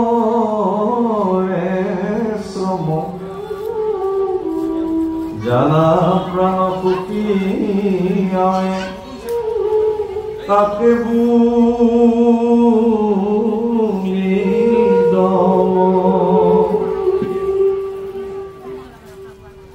মোৰ কথা কাণেৰে শুনে আৰু মুখেৰে যিজনে ৰাম বোলে, মোৰ ৰূপ চিন্তন কৰিবৰ কাৰণে মানসিকভাৱে যিজনে শ্ৰম কৰে, এই অৱস্থাটোক দম বোলে। একদম ঘৰুৱাভাৱে দম শব্দটোৰ এটা ব্যৱহাৰিক দিশ আছে। কি বুলি কয়? দম আছে যদি ওলাই কয় নে নহয়? চাওঁ কিমান দম আছে। দম মানে ক'বলৈ গ'লে আপোনাৰ ভিতৰত পুঞ্জীভূত হৈ থকা শক্তিটোৰ অনুমান যে মোৰ দম আছে, মই ইয়াৰ লগত যুদ্ধ কৰিব পাৰিম। সেইকাৰণে সেই দমটোৰ দ্বাৰা সেই প্ৰত্যাহ্বানটো জনায় আহাত কিমান দম আছে মই চাই লওঁ। কিন্তু ভগৱান কৃষ্ণই যে উদ্ধৱৰ আগত কৈছে যে তুমি হৃদয়ত মোৰ ৰূপটো চিন্তা কৰি মুখেৰে নাম লোৱাচোন কিমান দম আছে। যিজনে এই কামটো সম্পাদিত কৰিব পাৰিছে তেওঁৰ জীৱনত তেওঁ শক্তিশালী পুৰুষ, তেওঁৰ দম আছে। আপুনি এবাৰ কৰকচোন, এইটো শূন্য চিন্তা বুলি কয় দৰ্শনত। একো নভবাকে থকাৰ যিটো ব্যৱস্থা, একো নভবাকে এক ছেকেণ্ড থাককচোন, শূন্য চিন্তাত নোৱাৰে। কিবা নহয় কিবা ভাৱনাই ক্ৰীড়া কৰিব। মানুহৰ মগজুটো এনেকুৱা এটা ভয়ংকৰ অৱস্থাত থাকে যে গুৰু সেৱা কৰিবলৈ বহিলেও খুব শান্ত শিষ্ট পৰিৱেশত গুৰু সেৱা কৰিবলৈ বহিলেও আজি মানে কাক লগ কৰিবলগীয়া আছে, কাৰ পৰা পইচা ল'বলগীয়া আছে, কাক কি বুলি ক'বলগীয়া আছে, গোটেই দিনটোৰ তালিকাখন মগজুত এটা এটাকে সেইখিনি সময় খুব শান্ত শিষ্ট সময়ৰ কাৰণে সেইখিনি সময়ত গোটেই কথাবিলাক আহি থাকে। তেতিয়া ভগৱানৰ ৰূপো কেনিবা গ'ল, নামো কেনিবা দম। এগৰাকী শৰণদাতা গুৰুৱে যেতিয়া শৰণ দিব তেতিয়া তেওঁ শিষ্যক তেওঁৰ হৃদয়ত ভগৱানৰ মূৰ্তি, শ্ৰীমূৰ্তি, ধ্যানময় মূৰ্তি চৈতন্য ৰূপত অংকন কৰি দিব পৰাৰ সামৰ্থ্য থাকিব লাগিব। তেতিয়াহে তেওঁ গুৰু গুৰি কৰিব পাৰিব, নহ'লে নহয়। গতিকে ভগৱানৰ ৰূপ হৃদয়ত অংকন কৰি দিলে সেই ৰূপ ধ্যান কৰি যেতিয়া নাম জপ কৰিব তেতিয়া তেওঁ সিদ্ধ হ'ব সাধনাত। ভাই মুখে বোলা ৰাম, হৃদয়ে ধৰা ৰূপ এতেকে মুকুতি পাই স্বৰূপ। হৃদয়ত ৰূপ ধৰি মুখেৰে নাম বুলিব পাৰিব লাগিব। মূৰ ৰূপ চিন্তনত মনে পৰিশ্ৰম, মানসিক শ্ৰম, কিমান শ্ৰম কৰিব লাগিব, কিমান যুদ্ধ কৰিব লাগিব, আপুনি চব বাদ দি পেলাই ভগৱানক চিন্তা কৰিব। দক্ষিণ ভাৰতত একনাথ বাবা বুলি এজন বাবা আছে। তেওঁ বাকসিদ্ধ পুৰুষ আছিলে, যি কয় ত্ৰিকালজ্ঞ পুৰুষ, ভূত ভৱিষ্যত ক'ব পাৰে। এজন প্ৰসিদ্ধ ব্যৱসায়ী। তেওঁ ৰাতিপুৱা যেতিয়া গা পা ধুই এনেকে ধূপ ধূনা দি মন্দিৰলৈ তেওঁ যায়, ঈশ্বৰৰ চিন্তা কৰিবলৈ বহে। সেইখিনি সময়ত তেওঁ এক ছেকেণ্ডটো ঈশ্বৰৰ ৰূপ ধ্যান কৰিব নোৱাৰে। আজি কাক কিমান লাখ টকা দিবলগীয়া আছে, কাৰ পৰা কিমান টকা উঠাবলগীয়া আছে, কি কৰিব লাগিব, এই চব কথা তেওঁৰ মনত সেইখিনি সময়ত আহে। তেওঁৰ মনটো বেয়া লাগে। আৰে গোটেই দিনটোতো কেৱল এইবোৰেই কৰি থাকো, অকণমান সময়ৰ কাৰণেও ভগৱানক চিন্তা কৰিব নোৱাৰো সৃষ্টিৰ বাবে। সেইকাৰণে তেওঁ একনাথ বাবাৰ ওচৰলৈ গ'ল। একনাথ বাবা এটা গুহাত বহি দিনে ৰাতি ধ্যান কৰিলে। বাবা প্ৰণাম বোলে, প্ৰণাম। কি হ'ল? মই আজি এটা বিশেষ কথা জানিব আহিছো তোমাৰ পৰা। কিনো? আমি দেখোন এক ছেকেণ্ড সময়ো ভগৱানৰ ৰূপ ধ্যান কৰিব নোৱাৰো। তুমি 24 ঘণ্টা কেনেকে এনেকে বহি থাকিব পাৰা? এইটো কথা জানিবৰ কাৰণে। এতিয়া কিহৰ কাৰণে তোমাৰ এইটো কথা জানিবলৈ মন গৈছে? বোলে ময়ো ভগৱানক এনেকে ধ্যান কৰিব খোজো, অন্তত দিনত 24 ঘণ্টাৰ কিছু সময়তো মই পাৰিব লাগে। একনাথ বাবা ধ্যানস্থ হৈ থাকি গদ গদ চলেৰে কৰে, নালাগে যোৱা, সময়ে গ'ল তোমাৰ। সময় গ'ল মানে তুমি মাত্ৰ 30 দিনে জীয়াই থাকিবা, 31 দিনৰ দিনাই তোমাৰ মৃত্যু আছে। যোৱা, এই কি 30টা দিন আৰু ধ্যান কৰিনো কি পাবা? আগৰ নিচিনাকে ভোগ বিলাস কৰি কটাই দিয়া, যোৱা। একনাথ বাবাই ক'লে, গতিকে তেওঁতো এইটো কথাটো আৰু সাংঘাতিক হ'ল। তেওঁ অত্যন্ত বিষাদগ্ৰস্ত মনেৰে ঘৰলৈ উভতি। পত্নীয়ে সুধিলে, আজি কি হ'ল আপোনাৰ?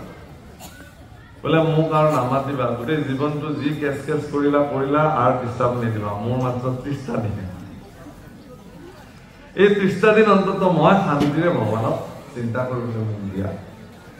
ল'ৰাকেইটা আহিছে, দেউতা কি হ'ল, আমি অমুকত কি দিম, পইচা কাক কিমান দিম, এই যাক যি দিয়া মই চহী কৰি দিলো, চব এইবিলাক একাউণ্ট কি আছে তোমালোকে আজিৰ পৰা চম্ভালিবা, মোক আৰু এইবোৰ নকবা।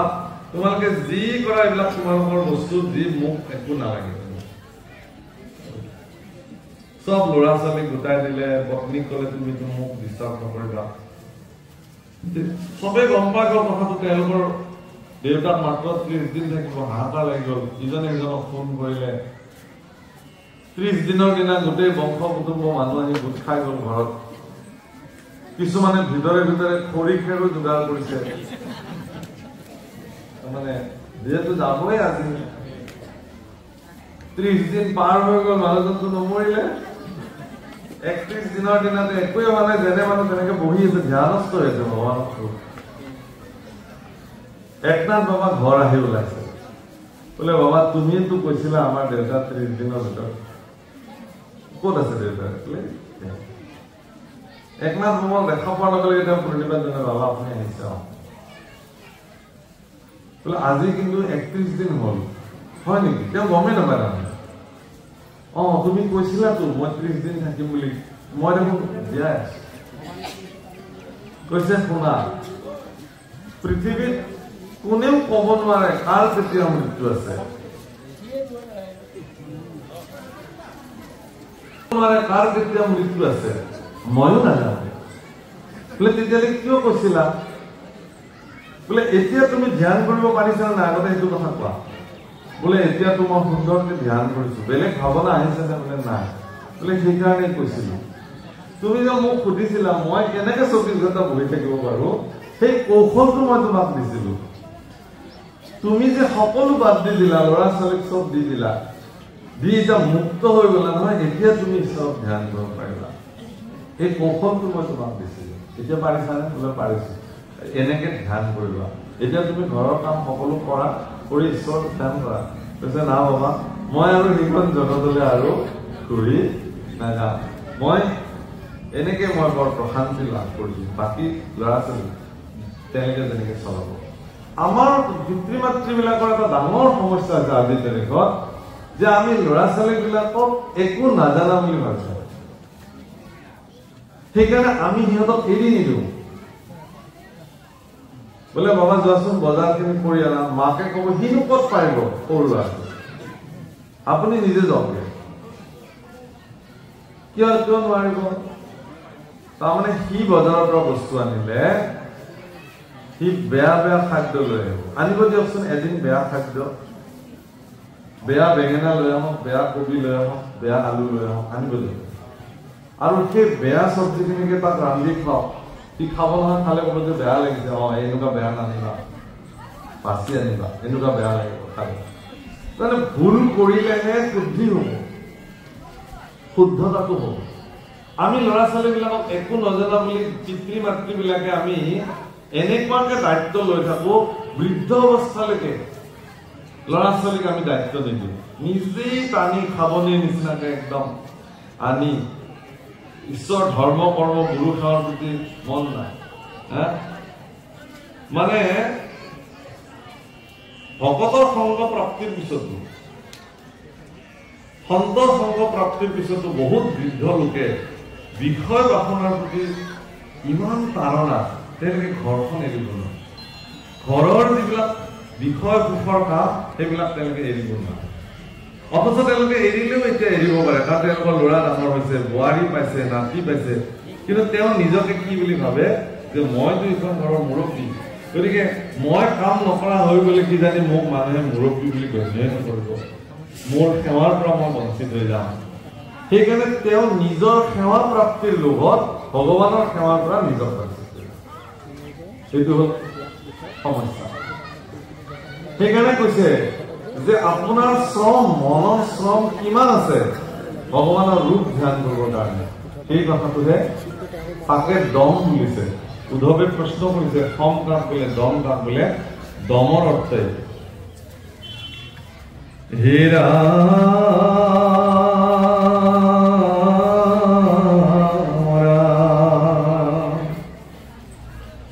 আৰ মুত চিত্ত দিয়া জিতু জনমহাশয়।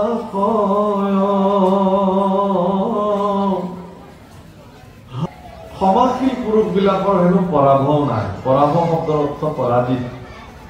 যিবিলাকে আনক ক্ষমা কৰি দিব পাৰে তেওঁলোক কেতিয়াও হাৰ নামানে। আমাৰ ধাৰণাটো হ'ল কি, মোক কৈছে মই কম, কিন্তু আপুনি যিদিনাখন ক্ষমা কৰি দিব পাৰিব কাৰোবাক, আপোনাৰ জয় হ'ব। আপুনি তেওঁ অজ্ঞানতাৰ ফলত কৰা কৰ্মখিনিক ভগৱানৰ ওচৰত আপুনি সমৰ্পণ কৰি দিয়ক। শ্ৰী শ্ৰী ৰবি শংকৰৰ গাড়ীত এবাৰ কোনোবাই গুলিয়াইছিল। অলপৰে ঘটনা, আজি এবছৰ দুবছৰ আগত। তেতিয়া সাংবাদিকে যেতিয়া ৰবি শংকৰক সুধিছিল যে এই সম্পৰ্কত আপুনি কি ক'ব, কাৰণ তেওঁ আধ্যাত্মিক গুৰু, আৰ্ট অফ লিভিঙৰ তেওঁ মানে স্ৰষ্টা। তেওঁ কৈছিলে যে মোৰ একো ক'বলগীয়া নাই, যিসকলে এই কামটো কৰিছে মই তেওঁলোকক ক্ষমা কৰি দিছো, ভগৱানে তেওঁলোকক সন্মতি দিয়ক, বাছ ইমানখিনি কথা। কিন্তু আমি হলে কি কৰিলে, ইয়াৰ উচিত তদন্ত লাগিব, যোনে মোক এনেকুৱা কৰিছে তাৰ মানে একদম নজিৰবিহীন শাস্তি পাব লাগিব, মই তেতিয়াহে শাস্তি পাম। কিন্তু আধ্যাত্মিক গুৰু, ভাৰতবৰ্ষৰ এগৰাকী প্ৰসিদ্ধ আধ্যাত্মিক গুৰু, তেওঁ এই বুলি কৈছে যে মোৰ তাত একো ক'বলগীয়া হ'ব, মইতো ক্ষমা কৰি দিলো। সমন্ত পুৰুষৰ নাহি পৰাভৱ, যে যিজনে মোক চিত্ত দি পেলাই হানি, অপমান, দুখ, সুখ সহিব পাৰে, এইবিলাক ভক্তসকলৰ চৰিত্ৰ। আমাৰ গুৰু আসনবিলাকত আপোনালোকে মন কৰিব, আমাৰ গুৰু আসনবিলাকত মহাপুৰুষ শংকৰদেৱ গুৰুজনাই এটি প্ৰতীক নিৰ্মাণ কৰিলে। কি প্ৰতীক? এটি কাছ আছে, তাৰ ওপৰত এটি হাতী আছে, তাৰ ওপৰত এটি সিংহ আছে। অৱশ্যে আজিকালি বহুতে এই সিংহটো বনৰীয়া সিংহ দি দিয়ে। বনৰীয়া সিংহ নহয়, এইটো নাম প্ৰমত্ত কিশোৰী সিংহ হৈছে। এই তিনিওটা প্ৰতীক ইয়াৰ সুকীয়া সুকীয়া অস্তিত্বৰ অৰ্থ আছে। ইয়াৰে যিটো কাছ আছে তলত, সেই কাছটো আচলতে আমাৰ ভকতৰ প্ৰতীক, ভকতসকলক বুজায়। মানে অলপতে মই এটা ভিডিঅ' চালো, ছচিয়েল মিডিয়াত আপলোড হৈছে। এটি সিংহই এটা কাছক খাবৰ কাৰণে ইমান প্ৰয়াস কৰিলে দলবদ্ধভাৱে, কিন্তু তাক খাব নোৱাৰে। তেওঁ একদম হাত ভৰি সোমাই একদম পাথৰটোৰ নিচিনা হৈ থাকিল, ইফালে কামোৰে সিফালে কামোৰে, এটা সময়ত হাৰ মানি দিলে, বাদ দি দিলে। অৰ্থাৎ এনেকুৱা যে ভক্তসকল দৰাচলতে তেনেকুৱা হ'ব লাগে, সংযমী। তেওঁলোকৰ নিজৰ ইন্দ্ৰিয়ক নিয়ন্ত্ৰিত কৰি ৰাখিব পৰাৰ ক্ষমতা ভক্তসকলৰ থাকিব লাগে, যিটো কশ্যপৰ আছে। সেইকাৰণে জীৱসকলৰ ভিতৰত আটাইতকৈ বেছি আয়ুসশীল জীৱটোৱে হ'ল কশ্যপ।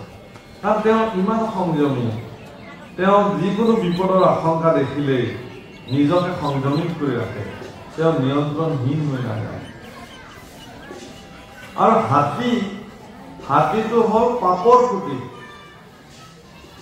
ভকতসকলৰ ওপৰত পাপৰ বোজাটো সৰ্বদা তেনেকে থাকে, মনুষ্যসকলৰ ওপৰত। সেই পাপৰ বোজাৰ পৰা ভকতসকলক পৰিত্ৰাণ কোনে দিয়ে? সিংহই দিয়ে। সিংহ নামৰ প্ৰতীক। সংযমীভাৱে ভকতে যেতিয়া নাম জপ কৰিব, নামৰূপী সিংহ আহি সেই মদমত্ত পাপযুক্ত হস্তিক নিয়ন্ত্ৰিত কৰে, তাৰ ওপৰত নাম অৱস্থান কৰে। সেইকাৰণে নামঘোষাত লিখিছে, পুণ্য অৰণ্যৰ মাজে মাধৱৰ নাম সিংহ প্ৰকাশ কৰয় আতি বৰে, যাৰ মহাধনী শুনি পাপমতী হস্তিশয় পলাই আতি ত্ৰাসত লয়। পুণ্য অৰণ্য, এইখন পুণ্য অৰণ্য। এই পুণ্য অৰণ্যত পাপযুক্ত হস্তিবিলাকে খুব উন্মাদ হৈ থাকে, কিন্তু সিংহৰ নাদ শুনাৰ লগে লগে সেই অঞ্চল এৰি দৌৰি দৌৰি দৌৰি দৌৰি তেনেকে পলায়। ঠিক তেনেকে আপোনাৰ মনতো যদি তেনেকুৱা পাপযুক্ত চিন্তা আহিছে, তেনেকুৱা সেই পাপযুক্ত চিন্তাই যদি আপোনাক উন্মুক্ত কৰি ৰাখিছে, উন্মত্ত কৰি ৰাখিছে, তেতিয়াহ'লে আপুনি নাম জপ কৰক ভিতৰত। নাম জপৰ ফলত আপুনি নিজকে নিয়ন্ত্ৰিত কৰি পেলাব, আৰু আপোনাৰ নামে যেতিয়া আপোনাৰ শিৰত উঠিব, তেতিয়া আপোনাৰ মানস পথত থকা যিটো উন্মত্ত হাতীৰ যিটো প্ৰকোপ, পাপৰ প্ৰকোপ, তাৰ পৰা আপোনাক তেওঁ পৰিত্ৰাণ দিব। তাৰ বাহিৰে কোনো উপায়। আপুনি যদি বাহুবলেৰে পাপক খেদিম বুলি ভাবিছে, সামৰ্থ্য নাই। আপুনি যদি নিজৰ ধন জন ঐশ্বৰ্য বিভূতিৰ কবলত আপুনি যদি পাপক নিয়ন্ত্ৰণ কৰিব খুজিছে, নোৱাৰে। পাপক নিয়ন্ত্ৰণ কৰাৰ উপায় এটাই যে সিদ্ধ গুৰুসকলৰ দ্বাৰা প্ৰাপ্ত চৈতন্য নাম বস্তু তেওঁ যিমানে জপ কৰিব, সিমানে তেওঁৰ পাপযুক্ত মনটো পুণ্যলৈ ৰূপান্তৰ হ'ব আৰু নামে তেওঁৰ শৰীৰত ক্ৰিয়া কৰিব। সেইকাৰণে কৈছে যে সমাৱন্ত পুৰুষৰ নাহি পৰাভৱ। সমাৱন্ত যিজনে আনক ক্ষমা কৰি দিব পাৰে, তেওঁলোক কেতিয়াও পৰাজিত হীৰা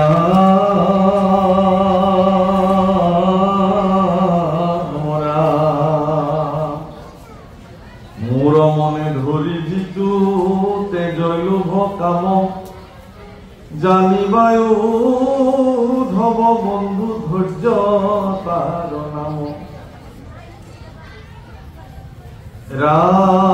ৰাম স্বভাৱ কৰি মুত চিত্ত কৈলা স্থিৰ মায়া কজিনিলে জানা কেহি মহাবীৰ। যিজনে স্বভাৱক এৰি মুঠ তাতে চিত্ত স্থিৰ কৰিলে, তেওঁ মায়াক জানিব পাৰিলে, তেওঁ মহাবীৰ। আৰু যিজনে মোক মনে ধৰি লোভ মোহ ত্যাগ কৰিব পাৰিলে, তেওঁকে ধৈৰ্য বুলিছে। এই অৱস্থাটোক ধৈৰ্য বুলি। লোভ আৰু মোহ আমাৰ 6টা শক্তি ৰিপু আছে, আমাৰ শত্ৰু বুলি। লোভ, মোহ, কাম, ক্ৰোধ, মদ আৰু মাৎসৰ্য। লোভৰ বশৱৰ্তী হৈ আমি নকৰিবলগীয়া কাম কৰোঁ। মোহৰ বশৱৰ্তী হৈ আমি জীৱনত বহুত হেৰুৱাওঁ। একমাত্ৰ মোহত অন্ধ হৈ গান্ধাৰীয়ে নিজৰ পুত্ৰ মোহত মোহান্বিত হৈ তেওঁ কি কৰিছিল? ঠিক তেনেকে কয়কেই এইবিলাক তেওঁলোকে নিজৰ পুত্ৰ মোহত মোহান্বিত হৈ জীৱনৰ চূড়ান্ত ক্ষতি সাধন কৰিছে। এই কথা গান্ধাৰীক সোঁৱৰাই দিছে ভগৱান কৃষ্ণই সদুশেষত, যে তুমি মোহৰ বশৱৰ্তী হৈ তোমাৰ পুত্ৰ মোহ। দুৰ্যোধনৰ প্ৰতি থকা তেওঁৰ চূড়ান্ত মোহ পুত্ৰ মোহ। ধৃতৰাষ্ট্ৰৰো সেই একেই, তেওঁ পুত্ৰ মোহত মোহান্বিত।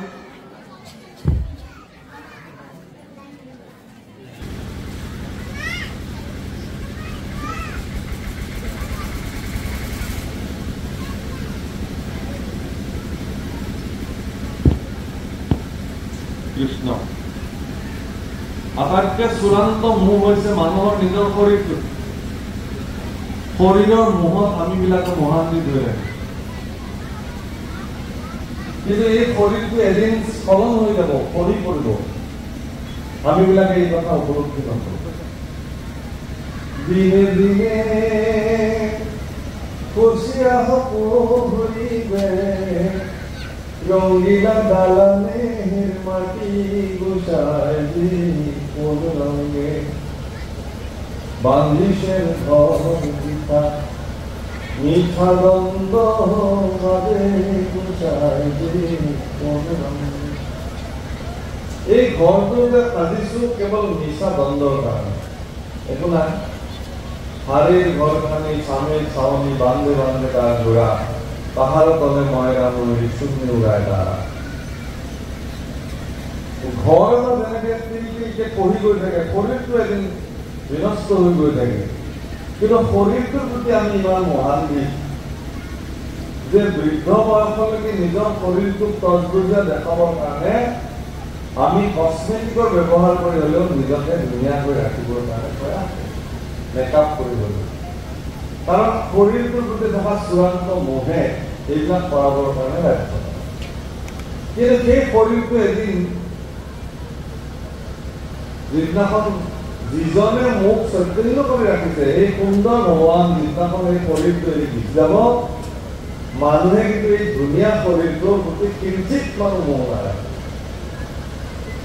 কাঠৰ লগত সমান কৰি, বাঁহৰ লগত সমান কৰি জুই জ্বলাই পায়। ইমান ধুনীয়া মানুহটো আছিল, এইটো মানুহ আমি দাহন নকৰোঁ, ফাঁচি থৈ দিম, পাৰিব জানো? এনেকুৱা ভুল কৰিব ন। সেইদিনাখন সেই মোহ আৰু কাৰো হাতত নাথাকে। দ্ৰব্য বস্তুৰ প্ৰতি থকা চূড়ান্ত মোহ,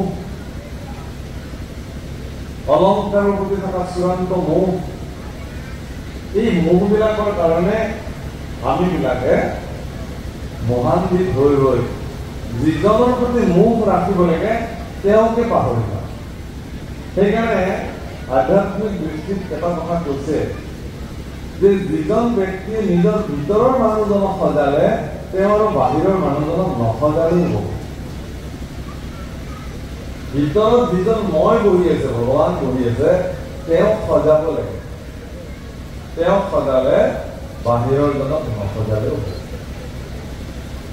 কৈছে সেইকাৰণে যে মায়াক যিনিলে কিন্তু সেই মহাবীৰ, যিজনে মায়াক জয় কৰিব পাৰিছে তেওঁ মহাবীৰ। ব্ৰহ্ম দিনাখনলৈকে ভগৱানৰ প্ৰকৃত স্বৰূপক আমি নেদেখিম, উপলব্ধি নকৰোঁ। গতিকে মায়াক যদি কোনোবাই জয় কৰি পেলালে তেতিয়াহ'লে তেওঁই মহাবীৰ, তেওঁকে বীৰ বোলা হয়। হেৰা মুক্ত চিত্ত দিয়া যিটো তেতিয়া মায়া নিশ্চিন্তে প্ৰাণীৰ দ্ৰোহ কৰভূত দায়া। ৰাম হৰি বুদ্ধি সদায় সবাকো কৰে মানৱ, ও জানিবা উদ্ধৱ তাকে বুলি মহাদান।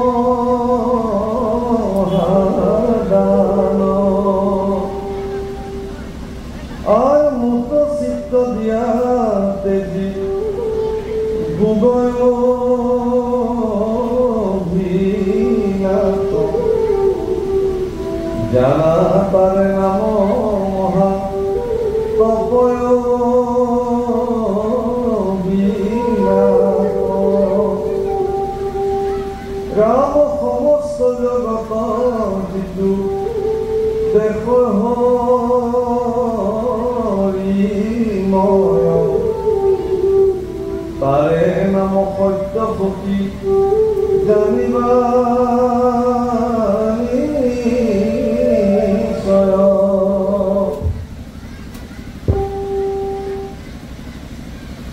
মুদ চিত্ত দিয়া যিটো তেজ আছে মায়া, নিশ্চিন্তে প্ৰাণীৰ দ্ৰোহ কৰে ভূতদায়া।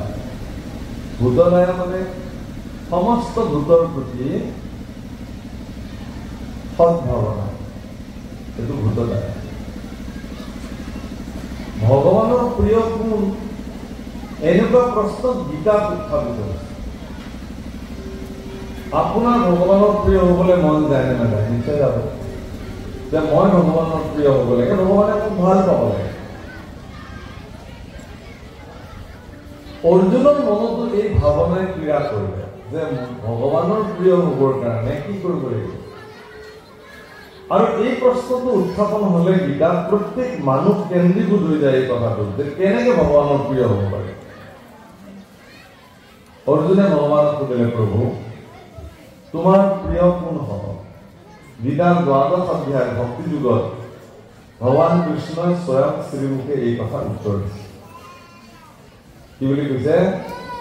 অদ্বৈস্বা সৰ্বভূতানাং মৈত্ৰেয় কৰুণা এইবচ নিৰ্মোহ নিৰহংকাৰ সম দুঃখ সুখক্ষম। অদ্বৈস্বা সৰ্বভূতানাং, সকলো ভূতৰ প্ৰতি যিজন হিংসা শূন্য। অদ্বৈস্বা দেশ মানে হিংসা। কোনো জীৱৰ প্ৰতি যিবিলাক হিংসা মনোবৃত্তি নকৰে। গুৰু গীতা বুলি এখন গীতা আছে প্ৰভুপাদ, তাত কি বুলি কৈছে? গুৰুৰ ব্ৰহ্মা গুৰুৰ বিষ্ণু গুৰুদেৱ মহেশ্বৰ গুৰু সাক্ষাৎ পৰম ব্ৰহ্ম তস্मै শ্ৰী গুৰুৱে নমঃ। মানে গুৰু সাক্ষাৎ পৰম ব্ৰহ্ম বুলি কৈছে। পৰম ব্ৰহ্ম মানে ঈশ্বৰ। গুৰুসকলৰ প্ৰতি শিষ্যসকলে কি দৃষ্টি ৰাখিব এই কথা তাত উল্লেখ কৰিছে। আমি কি দৃষ্টি দিওঁ গুৰুসকলক? গুৰুসকলৰ প্ৰতি শিষ্যসকল সৰ্বদা যে গুৰু সাক্ষাৎ ভগৱান এই দৃষ্টি শিষ্যসকলে দিব লাগে। সেইটো নিয়ম। কাৰণ এজন ব্যক্তিয়ে গুৰুবিহীনভাৱে কেতিয়াও ভগৱান প্ৰাপ্তি নাই। গুৰু লাগিবই। গুৰুবিহীনে জ্ঞান নহ'বে। গুৰু অবিহনে জ্ঞান নহয়। গুৰু লাগিব। আচ্ছা, গুৰুৰ ওচৰলৈ যেতিয়া এজন শিষ্য যায়, শিষ্যজন সম্পূৰ্ণ অজ্ঞানী হৈ থাকে। কিন্তু কেতিয়াবা আকৌ দেখা যায় যে গুৰুতকেও শিষ্য বেছি ওপৰত যাব খোজে, নিজকে পণ্ডিত দেখুৱায়। কেতিয়াবা এটা তাৰ উদাহৰণ আছে এনেকুৱা, এবাৰ বোলে দুজন ব্যক্তি এজন গুৰুৰ ওচৰলৈ গ'ল, এজন শিষ্য হ'বলৈ গ'ল আৰু যে গুৰুদেৱ মোক আপোনাৰ শিষ্য কৰি লওক। ল'লে বোলে গুৰুদেৱ অকণমান ভাল কথা কওক। গুৰু বোলে তোমালোকে নাম লোৱা, ঈশ্বৰৰ নাম লোৱা। বোলে আমিতো নাম লৈয়ে থাকো, ইয়াতকে ওপৰৰ কথা অলপমান কওকচোন। বোলে ইয়াৰ ওপৰৰ কথা ক'বলৈ গ'লে বেদৰ কথা ক'ব লাগিব। বেদ আমি জানোৱে গুৰুদেৱ, বা বেদৰ কথা ক'ব, তাতকে ওপৰত কিবা আছে। বোলে তেতিয়াহ'লে মই তোমালোকক গীতাৰ কথা কওঁ। গীতাও আমি মোটামুটি জানোৱে, তথাপি কওকচোন আপুনি ক'ব খুজিছে যেতিয়া। বোলে গীতাৰ মাহাত্ম্য কওঁ, শুনা মই। ঠিক আছে, তেতিয়া কি বুলি ক'লে, তেওঁ শ্লোক মাতিলে গুৰু ঈশ্বৰে। কি কৈছে? সৰ্বোপনিষদ গাব দুগ্ধা গোপাল নন্দন পাৰ্থ সুধীৰ ভক্তা দুগ্ধমৃতম গীতা। গীতা দুগ্ধমৃত। যে সমস্ত উপনিষদবিলাক গায়, আৰু এই গায়ক কিৰাওতাজন হ'ল ভগৱান কৃষ্ণ নিজে, আৰু ডামুৰিটো অৰ্জুন নিজে, আৰু সেই গায়ৰ পৰা নিখৰিত যিখিনি দুগ্ধামৃত সেইখিনিয়ে হ'ল গীতা। সেইটো হ'ল গীতা মাহাত্ম্য। ইয়াৰ ওপৰত গুৰুৰ বিস্তৃত ব্যাখ্যা সাধন কৰিলে, তেওঁলোকে শুনিলে।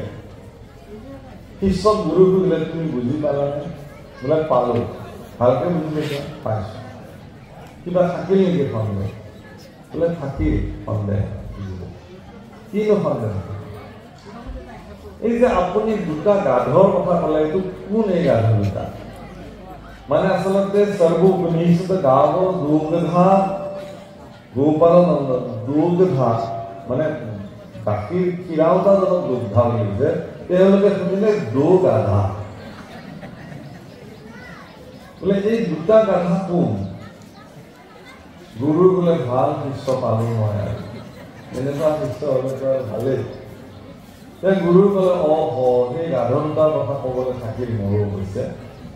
তাৰে 1 নম্বৰ গাধাটো বুলি তই নিজেই, আৰু 2 নম্বৰ গাধাটো মই নিজে।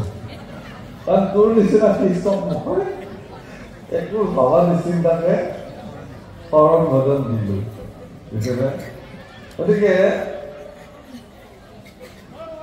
গুৰু সাক্ষাৎ পৰম ব্ৰহ্ম। মই আপোনালোকক খুব নিবেদন কৰিম এই কথা যে আপোনাৰ দৃষ্টিত গুৰুজন সৰ্বদা ঈশ্বৰ, কিন্তু গুৰুসকলৰ এইটো দৃষ্টিভংগী নহয়। গুৰুসকলে গুৰুত্ব যিটো, সেইটো তেওঁলোকৰ পবিত্ৰ কৰ্তব্য বুলি মানে, আৰু ভগৱানৰ আজ্ঞাবাদী ভৃত্য বুলি নিজকে তেওঁলোকে মান্য কৰে। গুৰুসকলৰ এইটো নিজস্ব দৃষ্টি। গুৰুসকলে ভাবে কি যে প্ৰভু তুমি মোক আজ্ঞা কৰিছা, এইটো মোৰ দায়িত্ব, পৰম দায়িত্ব যে শিষ্যসকলক তোমাক পোৱাৰ মাৰ্গ তোমাক প্ৰশস্ত কৰিব। গুৰুসকলে কেতিয়াও নিজকে ভগৱান বুলি নাভাবে। কিন্তু গুৰুসকলে নাভাবি বুলি শিষ্যসকলে নভবাকে থাকিব নোৱাৰে। কিন্তু শিষ্যবিলাকে সৰ্বদা গুৰু ভগৱান বুলি মানিব লাগিব সাক্ষাৎ পৰম ব্ৰহ্ম তস্মৈ শ্ৰী গুৰুৱে নমঃ যেতিয়া গুৰুকে পৰম ভগৱান বুলি শিষ্যসকলে গুৰুৰ ওচৰত যাব তেতিয়া গুৰুৱে তেওঁলোকক ভগৱানৰ অস্তিত্ব দেখুৱাব সেইদিনাখন তেওঁলোকৰ দৃষ্টিত ভগৱান দুটা অস্তিত্বত বিদ্যমান গুৰু ভগৱান আৰু গুৰুৱে দেখুৱাই দিয়া পৰম ব্ৰহ্ম ভগৱান গুৰুৰ সংস্পৰ্শত আৰু সান্নিধ্যত থাকিলে গুৰুৱে তেওঁক লাহে লাহে লাহে লাহে প্ৰপঞ্চ দৃষ্টিত বুজাব প্ৰপঞ্চ দৃষ্টিত যে ঈশ স্বৰূপে হৰি সবঘতে বৈঠহ জৈচন গগন বিয়া মহাপুৰুষে লিখিছে ঈশ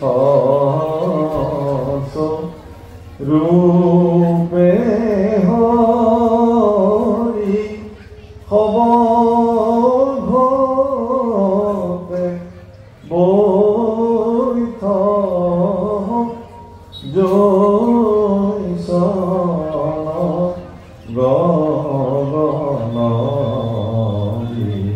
বিয়াতি নাৰায়ণ কাহে ভক্তি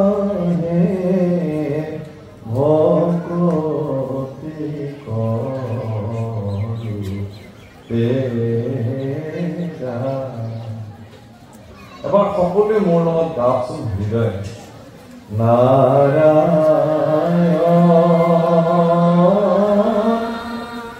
কাহে ভক্তি কৰি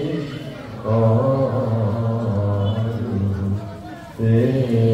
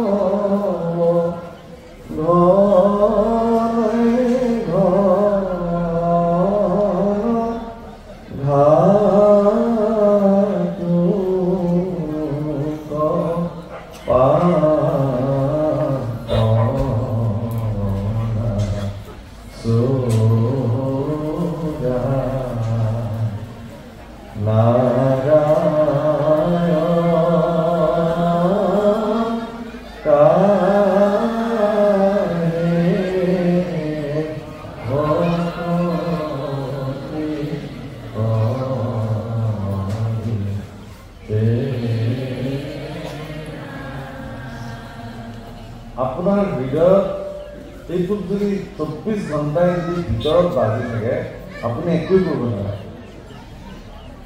নাৰায়ণ কাহে ভক্তি কৰো তেৰা মেৰি পামৰ মন মাধৱ ঘনে ঘন ধাতু পাপ নাচুৰা এই ভগৱান মোৰ এই পাপী মনটোৱে বাৰে বাৰে এই পাপ কৰ্মৰ প্ৰতি আগ্ৰহী হৈ যায় গতিকে মোৰ এই পামৰ মনটোক তুমি নিয়ন্ত্ৰিত কৰা ভগৱান মই কেনেকৈ তোমাক ভক্তি কৰিব লাগিব মোৰ বুদ্ধিত স্থিতি হৈ তুমি মোক প্ৰদৰ্শন কৰা মোৰতো সাধ্য নাই কাৰণ বিষয় বাসনা সুখত মনুষ্য জন্ম লৈ আমি কেৱল ইন্দ্ৰিয় সুখৰ কাৰণেই জীৱন ধাৰণ কৰিলোঁ মোৰ পামৰ মনটোক তুমি ঘাতক পাপ কৰ্মৰ পৰা যাতে কি বঞ্চিত হৈ যায় সৃষ্টিশীল কৰ্মত যাতে নিজক নিয়োজিত কৰি তোমাৰ গোসানী অৱস্থানত সমৰ্পিত হ'ব পাৰোঁ তাৰ কাৰণে তুমি মোক মাৰ্গ দৰ্শন কৰা পথ প্ৰদৰ্শন কৰা এইটো হ'ল জীৱনৰ শ্ৰেষ্ঠ প্ৰাৰ্থনা